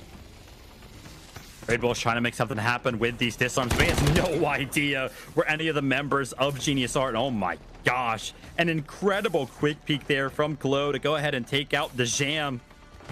And one of those knocks onto one of the members of Fnatic was actually their Tempest. So there's only 1 member left remaining from the side of Fnatic, who's probably all the way back towards the bridge. But Genius, they've been so aware throughout this entire game. They know Team Floor POV is trying to make something happen with this flank. Team Genius are no longer interested in kind of waiting for this one to kind of pan out. Can he see him? He can see a little sliver of Yersei. He's go ahead and hit some shots, does some damage, but not the full kill. Oh, we do see Blake also not trying to step up as well, getting involved in the carnage and the chaos. But up comes Hannah again, just looking to be so mobile, moving all over the place. Still got to watch out for that potential third party coming through here from Red Bull, as this could be looking to upset things, at least for the side here of Genius. They have been spotted out and are taking quite a bit of a beating to the face. So now it's going to be the opportunity for FPOV to start advancing as well. You can see Asai right on the front line getting ready. They know that there is an opportunity to land quite a few devastating blows, and already things are looking pretty tough now for Kilo as he quickly manages to heal himself up. But up goes Red Bull, and he's going to be running straight into FPOV. Amongst all the chaos, somehow, someway, Kalo kind of emerges from the smoke, finds his way around to the backside of Raid Bull, takes him out, but not before going down to Blake. And somehow, someway, Blake is going to be the last remaining operator on the map there. There were so many kills. I have no idea what team got the most amount of kills. I have no idea how many kills went to any certain team.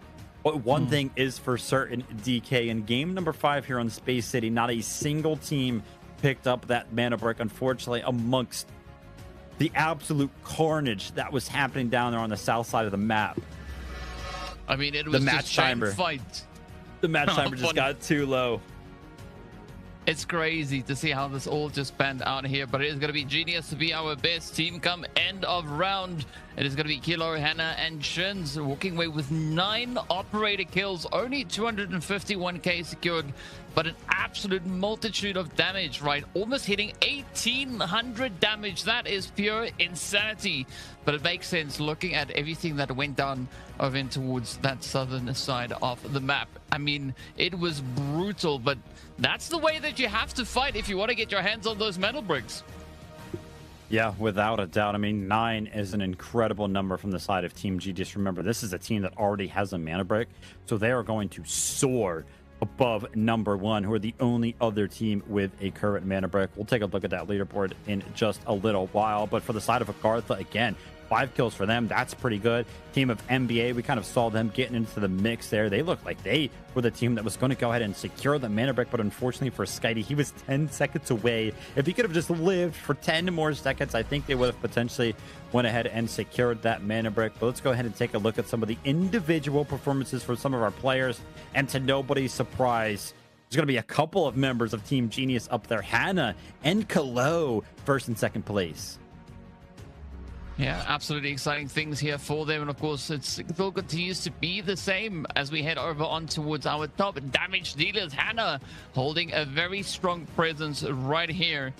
Absolutely loving this for them. But of course, We got to take a look and see where it goes next, as we are going to be looking at the asset earners.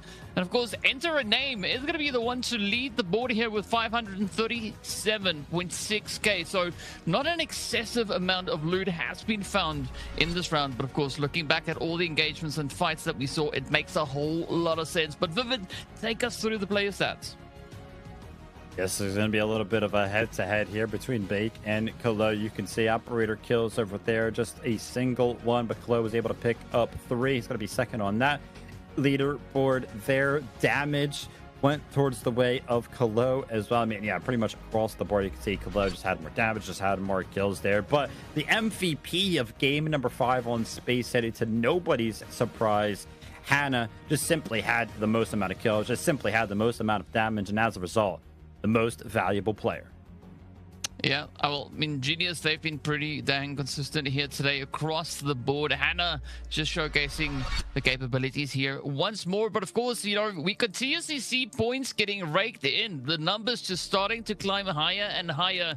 But at the end of the day, we need to see another mantle brick being played to see if one of our competing teams that already have those bricks in hand can look to get their second brick in and take the match. Yeah, absolutely. It'll be great to kind of see. I can't believe we see this again on EMEA, where some of these rounds are going without anybody securing some of these mana bricks. But with that being said, as a result, nobody picking up 2 mana bricks so far. We got to keep on going. We got to jump into game number 6, and we'll do that very, very shortly after this quick break. Two members, now the odds are in their favor, 2v1. Everything getting spammed away, and MT getting a little solo. Hang on a second, NL. Look at that, it's an absolute sweat. This, and Ellie's got it, they're here, lines them up, even through the shot, you're nuts. The last remaining 3 BOB, they find 2 instant knocks. The Helm's gonna be hopping off that.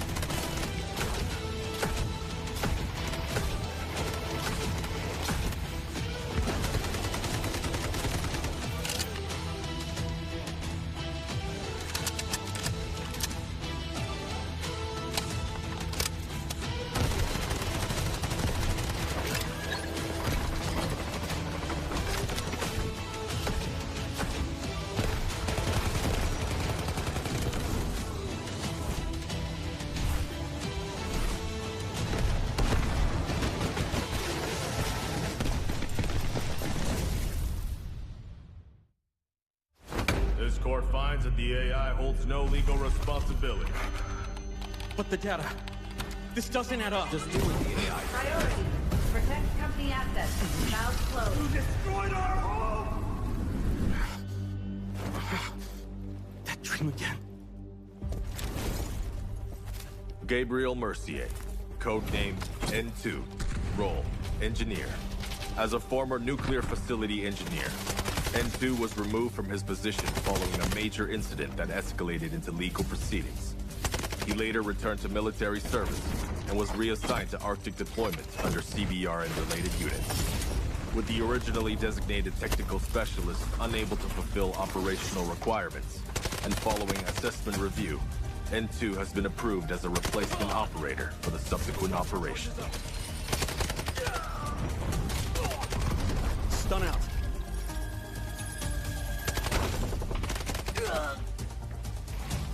Throwing stun. Stun hit.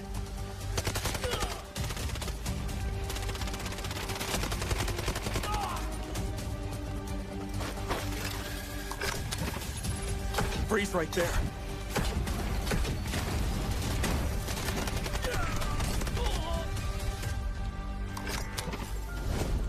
It's getting cold. N2 is equipped with a modified grenade launcher, capable of firing up to 6 LN2 grenades. Upon impact, each round detonates and releases a burst of cryogenic gas, dealing area damage and significantly impairing enemy mobility. Sustained hits can fully immobilize targets through extreme low temperature exposure.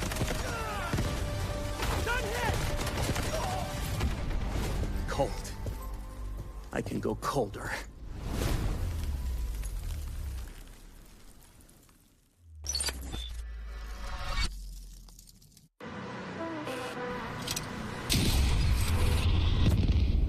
The enemy got the mantle bricks. Find it. Stop them. Mantle bricks decoded. Nice work, operator. The time to strike is now. Do not let me down, operator. Decoding has begun. Defend the area.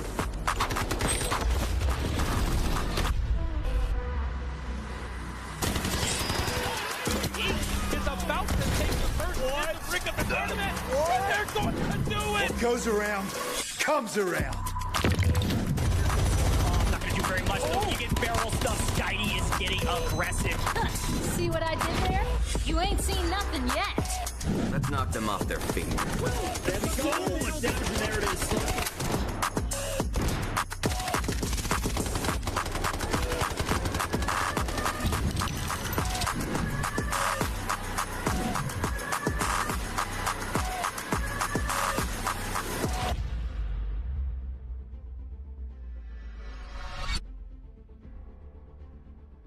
And we're back on the Delta Force Rise series for EMEA. Day number 2 is just heating up so much. Round 5 was absolutely on fire. A very tough round indeed. As you can see, the players just trying to get themselves ready to see what this next round is going to hold for them. An absolutely brutal push across the board. But as we know, at the end of the day here, Vivid, only one team can sit atop the board with all the points to look all happy with. And of course, we are going to be taking a look at Genius with 32 squad points to their name.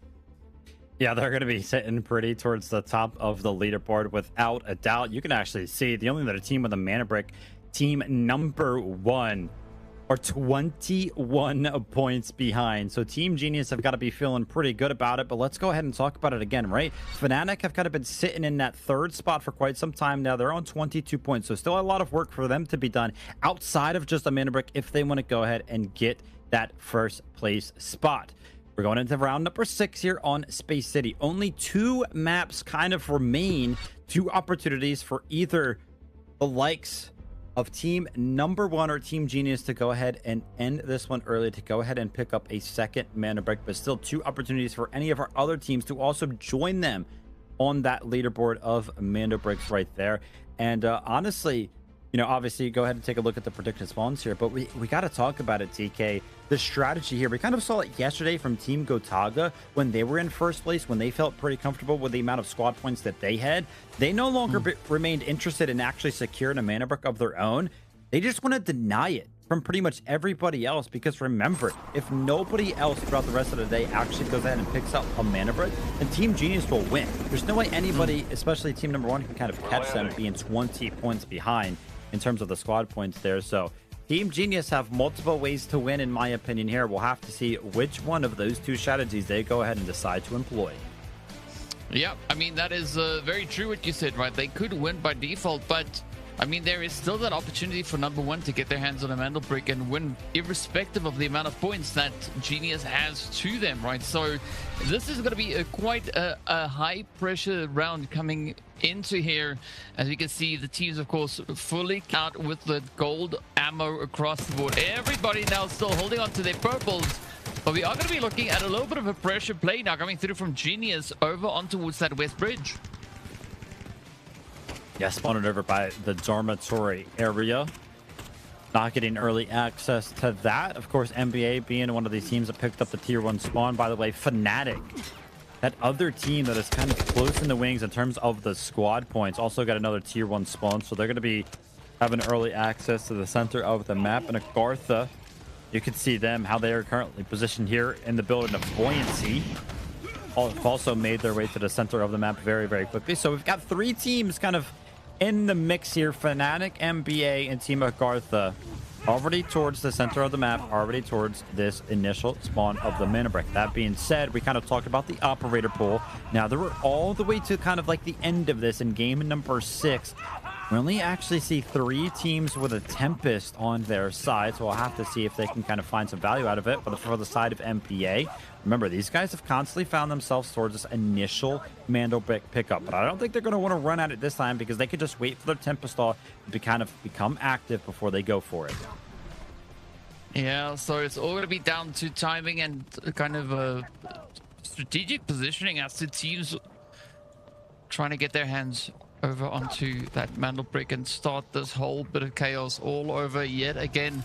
Does seem like NBA are going to be the first team to try and pull this one out of the bag here. Let's see whether or not Skitty can get their hands successfully placed upon it, as Raid Bull is going to be looking to lock it down, but it's of course going to be that match point opportunity for Genius or NBO. So pretty high stakes indeed on the table here for them.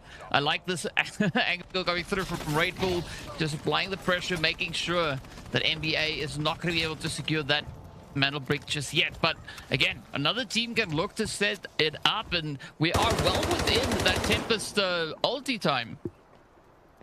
Yeah, without a doubt. I kind of caught it. I didn't think NBA were just kind of going to run at the Mandel Brick spawn there. I thought they were going to wait for their Tempest ult to kind of come up, but they did not. They just kind of ran for it. But take a look at this. Some trades actually happening right here. It's going to be Agartha versus Team NBA. A knock on each side of this fight as it currently stands. You got to imagine both sides of the coin here are just going to be interested in potentially going ahead and resetting. Chubu is trying to go ahead and deny the res right here on the back foot of a couple of triple blasters, but those are going to be very far away from where the knocked body actually is, and the reset does actually make its way in. Again, Chubu's going to try to make something happen here, but the big question is, where can NBA go? Because they know Team Agartha are above them, which is pretty much the way towards that decoding station. And with this great peek from Yaku, who's going to return right to the peak where he just got knocked from, Team NBA are actually going to have a lot of pressure right here, just on the back foot of, they don't really have anywhere to go. Regardless of which angle they look to take, it is going to be just pressure. But FPOV, wow, pulling back a very, very long way, getting themselves right out of that pressure situation. But now we look over on towards that west bridge, right, with Genius sneaking at a few cheeky hits. 2 knocks instantly found, both of which, or no, only one of which was on that headshot from the marksman rifle. The other one was on the receiving end of the mana brick. Team Genius have just been potentially given an early gift here. The Mandel Brick is in the smoke. You got to imagine they're just going to want to go ahead and jump on that, pick up the Mandel Brick, and run over to this dormitory decoding station.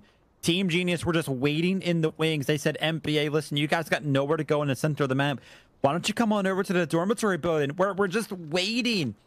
So now we're going to be seeing Team Genius, again, a team that already has a Mandel Brick captured, putting the mana brick down at this decoding station all the way over by the dormitory building. This one is a very rare station to actually find its way over here.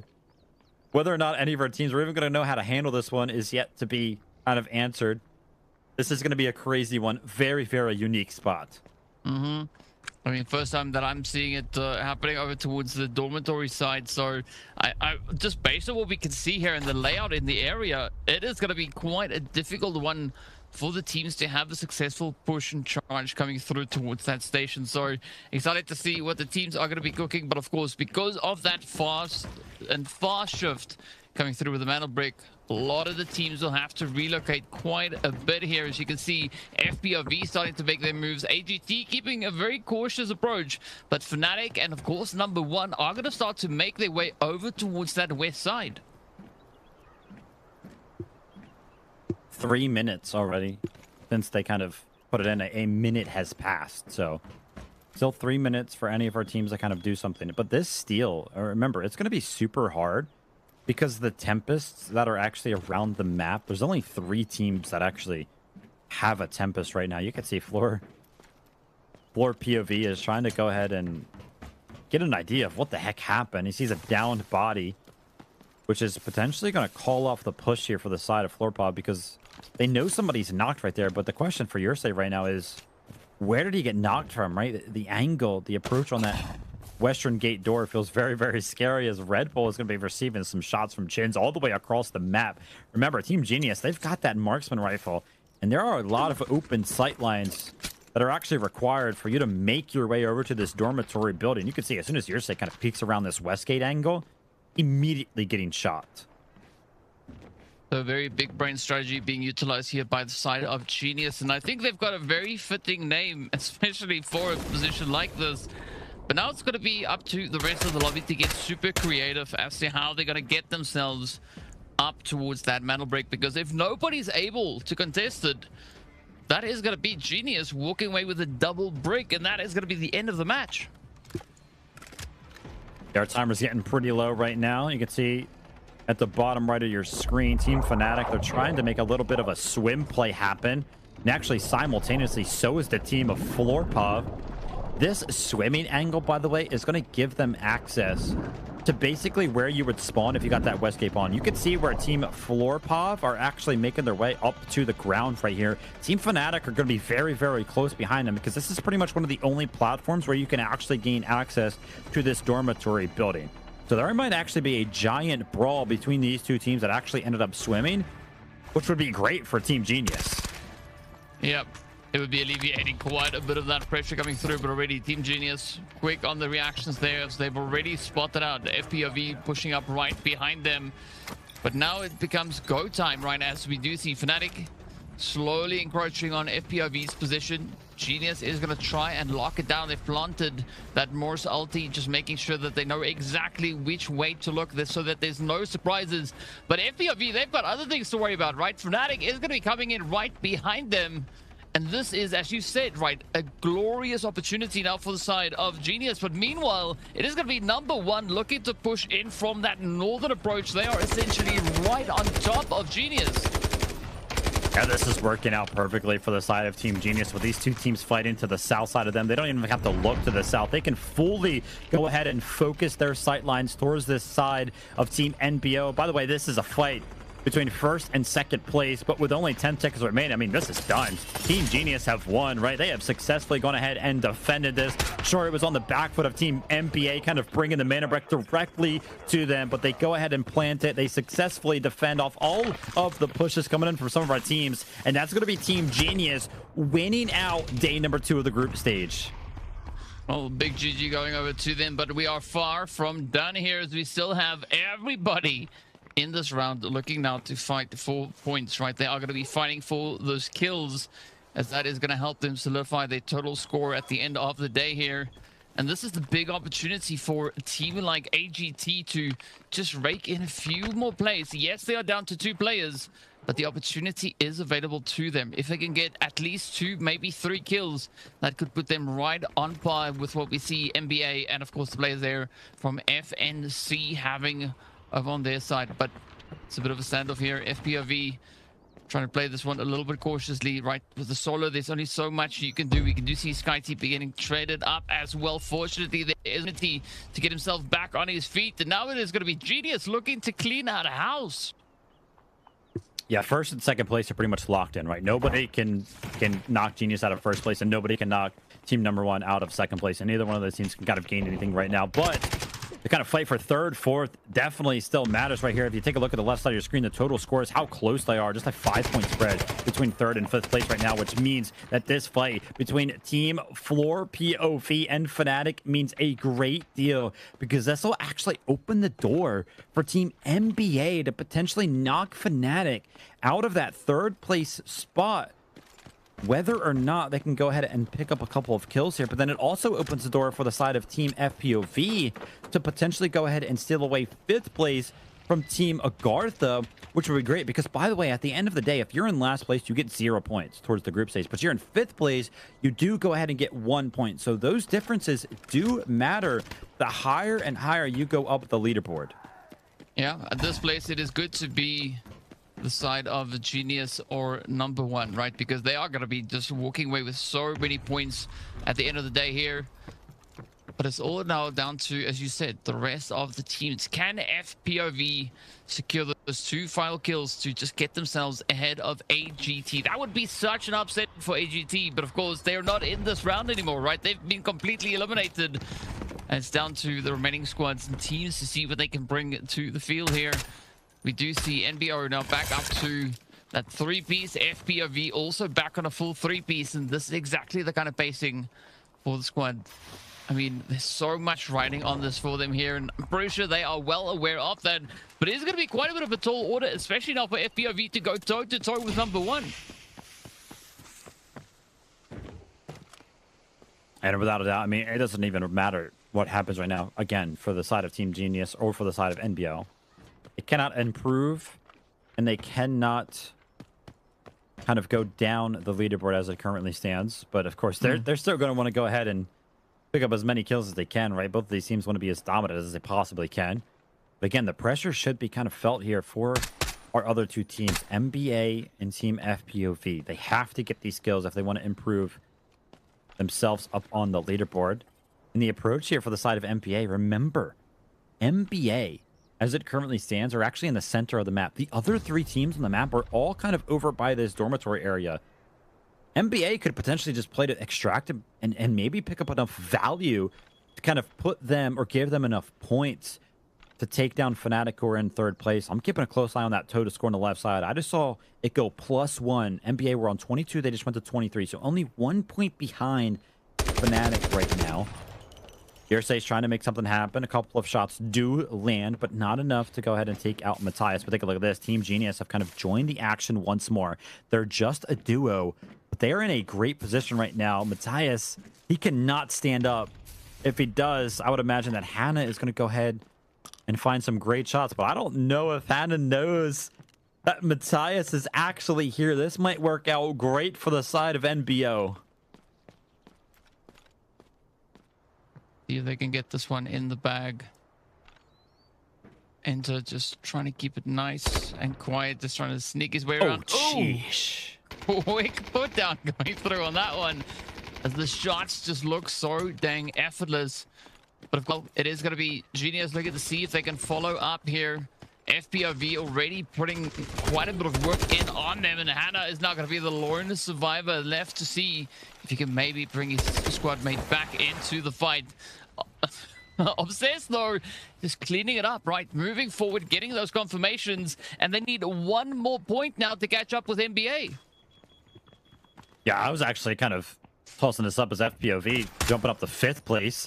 They've got the potential to gain more here, as finally NBA have actually joined the action, and they find the last remaining member of NBO, so they're going to be getting a kill play for that. But this is working out so great for the side of FPOV.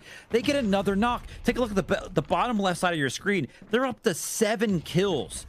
Their position on the leaderboard is just on the back foot of the incredible performance, just straight up with all of the kills that they have been able to go ahead and pick up here in game number 6. Remember, this is the last opportunity on this specific day for them to kind of jump up the leaderboard, because we're going to end after this. Team Genius have picked up a second mana break, and they actually go ahead and help the side of Yersei find the finish right there, with Hannah kind of picking up the last remaining damage needed onto that knocked body. But Skitey has a lot of work to do. Remember, they want to improve on the leaderboard as well. They want to take out Fnatic from that number 3 spot. But it might be FPOV on the back foot of that well-timed, well-placed grenade. What can FPOV kind of do here? Can they continue on can they continue to find these points and find these kills? I mean, there's a lot riding on this for FPOV, right? If they play this one beautifully, right? If they take down Genius and NBA, that could see them actually moving into third place, right? So there's so much on the line here. Kilo, though, is going to be coming under a little bit of fire. Yosai, unfortunately, not being able to land enough of those hits, but a beautiful follow-up is going to help close the door there. And that is exactly what FPOV is going to be trying to do as they now move up into fourth. The shots are in, and that is FPOV up into third as they sit with 25 glorious points next to their name. But they're not out of it just yet. They still need to take care of NBA. Yeah, here's the thing, by the way. If FPOV have kind of picked up any amount of loot, then that's going to actually count towards their total score right now. So with only 2 minutes remaining, I don't think any of the members of FPOV are actually going to make it out of this map, which means that the actual amount of assets that they have right now are kind of fake, right? Because they're not going to be able to extract with anything that's kind of in the backpack. You're watching their score go up. They were at 25 points after they picked up all the kills. They've since gone up to 27. And that's probably them just kind of putting some guns in their backpack that they've kind of picked up. And yeah, sure, that loot matters in the grand scheme of things, but they're going to fail to extract, which means that those points are actually going to drop. How much they drop is basically going to be up to how much of this loot they're basically not able to make it out with. So there's still actually a lot of math to be done when it comes down to the leaderboard. But as it currently stands, FPOV might be in third place even after they go ahead and fail to extract. And somehow, some way, we thought that NBA were going to be fighting for third place. They've actually dropped down to fifth. Wow. But again, right, it is all down to the value that teams actually are able to leave with. And so I agree with what you said. Some of those points for FPOV are not necessarily the actual points, but with NBA now moving up here, he could potentially get spotted out, and that could really help solidify the position for FPOV. But it's all going to be down to what they get to pull off right here. It's going to be a full 3-on-1 send. Up they come. The first one is in. Down goes SkyT, and that might have been the ticket for FPOV to jump all the way from this round off much further down. And of course, now potentially being set all the way up in third place. What a great effort from this team, man. I think they've soared themselves all the way up to third place, which is great for obviously the group stage leaderboard. But it's also great. We kind of talked about it a little bit as I do see they have 10 total kills in this game alone. And we talked about it earlier on, the prize pool. Remember when we were looking at that prize pool graphic? Yeah, sure. At the end of the 5 weeks, when we jump into the finals, these teams will fight for that $60,000 first place spot. But throughout the group stage, every single kill being worth $50 right there, and then picking up 10 kills in game number 6 here, the last game of the day. That's going to be a $500 swing in just one game for the side of FPOV. An incredible feat there to not only boast themselves all the way up the leaderboard. Again, we'll have to run the numbers. We'll have to make sure that the loot wasn't playing a giant part in that total score leaderboard that we were seeing on the left side. But I think the kills will do enough there. I think we also got to turn our attention, DK, over to Team Genius. Those guys, they picked up 2 mana bricks. They ended the competition early here in game number 6. We will not be going to game number 7 just because of how well this team played. Kalo, Hannah, and Chins are your best team in game number 6. And why don't we just go ahead and say it, DK? They're the best team over the course of the day in general. Yeah, I mean, they've really been just cranking out those points. As you can see, they are leaving with 3 eliminations alongside a decent of value there as well. But Floor POV still managing to secure themselves those 10 kills. So you were talking about it, right? That is an additional $500 in the bag for them. And of course, no surprise to see Versailles and Obsessed right here as 2 of our top killers walking away with 9 kills between the 2 of them. Incredible individual performance. I think that 6 kills was the most that we have seen throughout the day. And you can say, yeah, sure, Obsessed is picking up those 6 kills, and he does have 130 damage of his own, but Yursei and Blake kind of being up here in the top damage dealers as well. But with Yursei kind of being right behind Obsessed, that means that the assists the assists were kind of probably flying in from your side, doing so much damage, right, to kind of help Obsess actually pick up a lot of those kills. And some of our top assisters here is going to be Matthias from the side of NBO, Rage Bull, and Chuba from the side of AGT. But the top asset earners, again, none of our operators actually making it out of space in game number 6 here. So these assets are just simply going to be what they were able to take out with those 3x3 safe boxes. Almost a mil was fit into the safe box of Obsessed right there. So incredible stuff. And he's also going to be picking up that MVP. I mean, some great tactics here from Obsessed to just make sure that there is so much in that 3x3 before the round ended up. But yeah, 6 operator kills, that is definitely going to help them sit quite comfortably. Of course, that leads us to the big question is, what is the overall position now for FPOV? Were they able to secure themselves that 3rd place, or are they maybe down in 4th? Of course, we don't know, but there's a reason why we numbers, right? It's not our job. People that are really good with numbers, and they are making sure that everything exactly the way it should be. But what an exciting round number 6. I'm so happy to see that the teams just brought so much aggression out onto the field here. Yeah, without a doubt, it was an incredible 6-game series. I won't lie, I was a little disappointed on Zero Dam because it went very, very slow. I will not lie. It took very long before we were able to see any action, but again, we kind of coined Zero Dam as what felt like a little bit of a warm-up match, because after Zero Dam ended, our teams were going at it pretty much for the rest of the day. So it was very, very entertaining. Unfortunately, we did have one map kind of go without a mana brick being captured, but ending things early here, genius, man. They deserved it without a doubt. It was great to see them perform so well.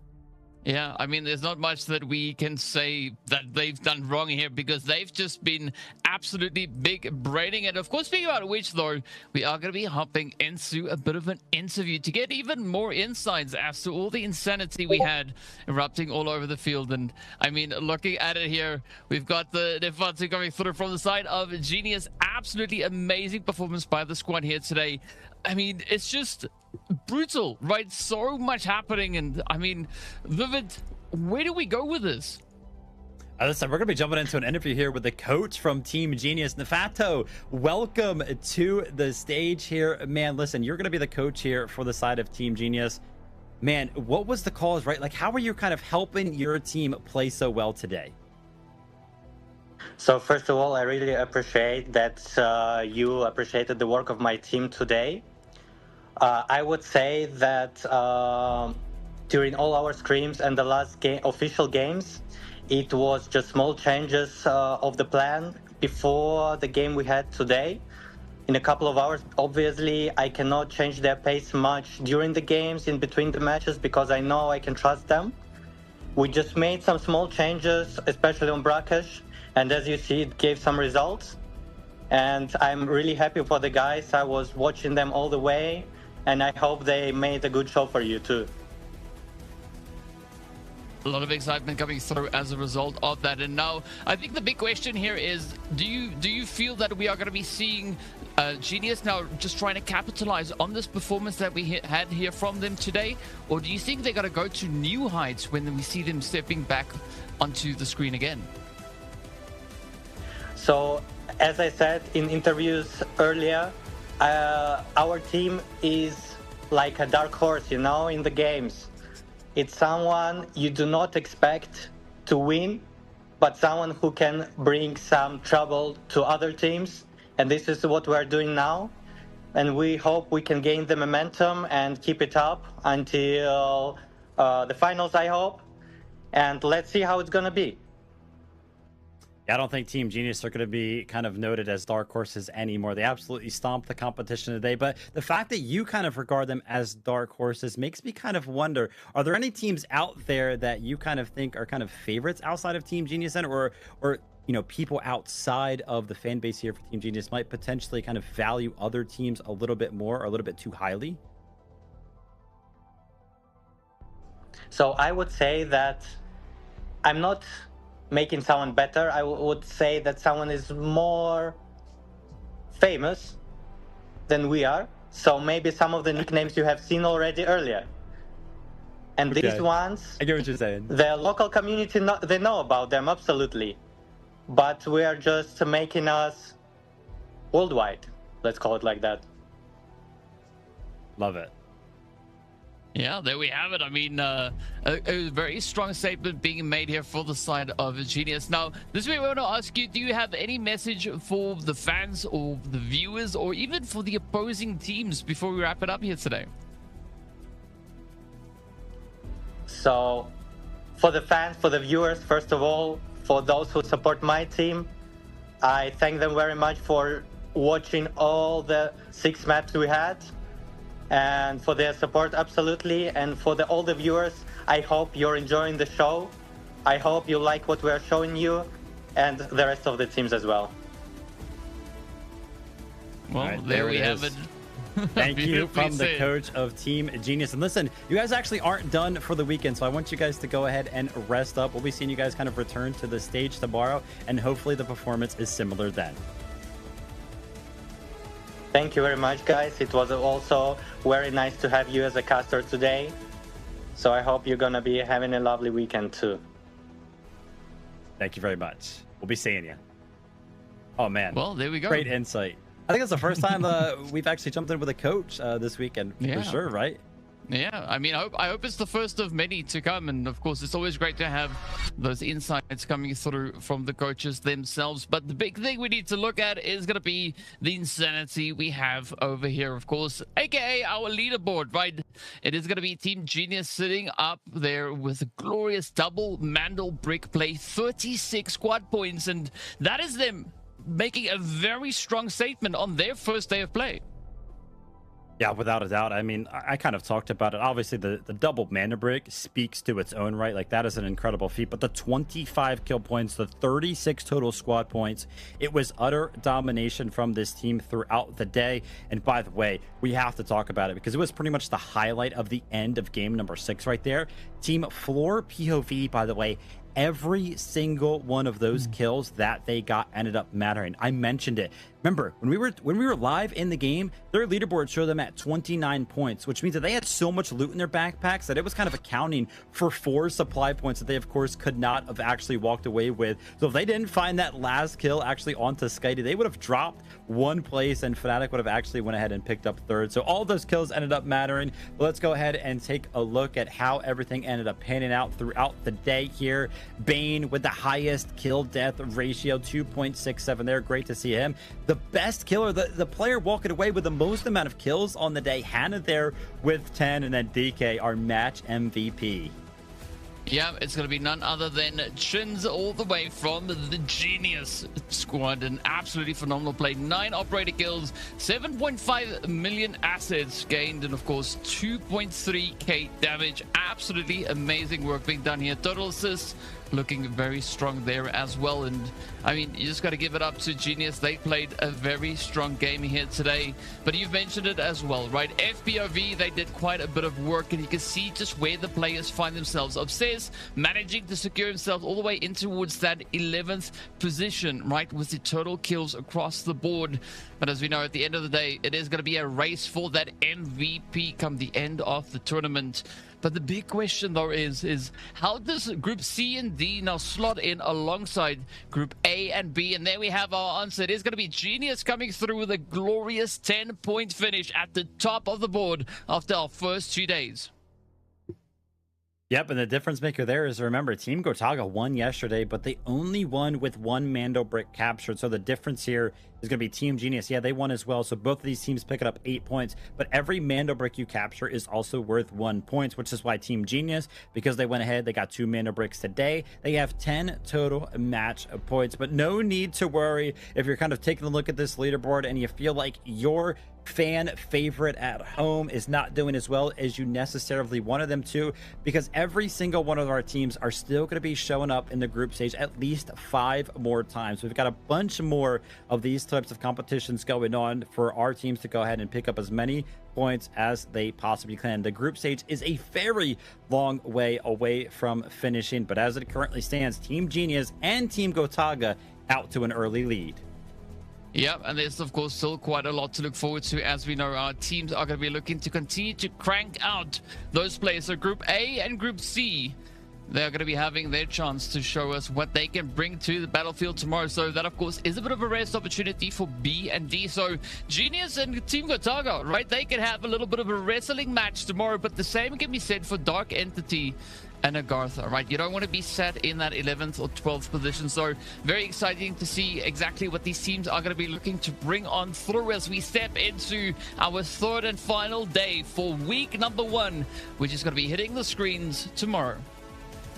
Yep, tomorrow at the same exact time as we kind of went live today. And you kind of mentioned it, Group A versus Group C. For me, it'll be very, very interesting to see how Team Gotaga and Team Genius kind of match up against one another. But I mentioned it, look at that. It's a 4-week-long group stage, by the way, which will lead into week number 5, where we'll have those survivor stages, which is pretty much kind of counted as a last chance to go ahead and qualify for the finals. That'll happen on just one day. By the way, this all kind of culminates to just one singular day of competition, which is why this is very, very exciting. But DK, what a day we have had. What a couple of days we have had. And the weekend is actually not even over yet.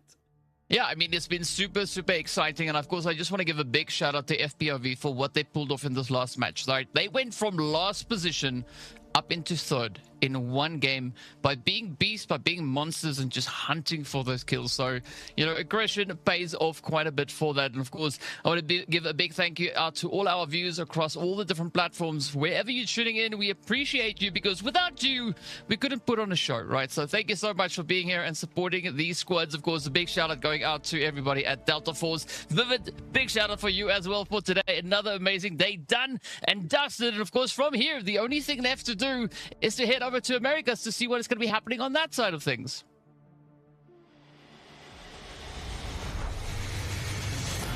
Two members, now the odds are in their favor, 2v1. Everything getting spammed away, and MT getting a little solo. Hang on a second, NL. Look at that, it's an absolute sweep. And LG's got it, they're here, lines them up, even do the shot, you're nuts.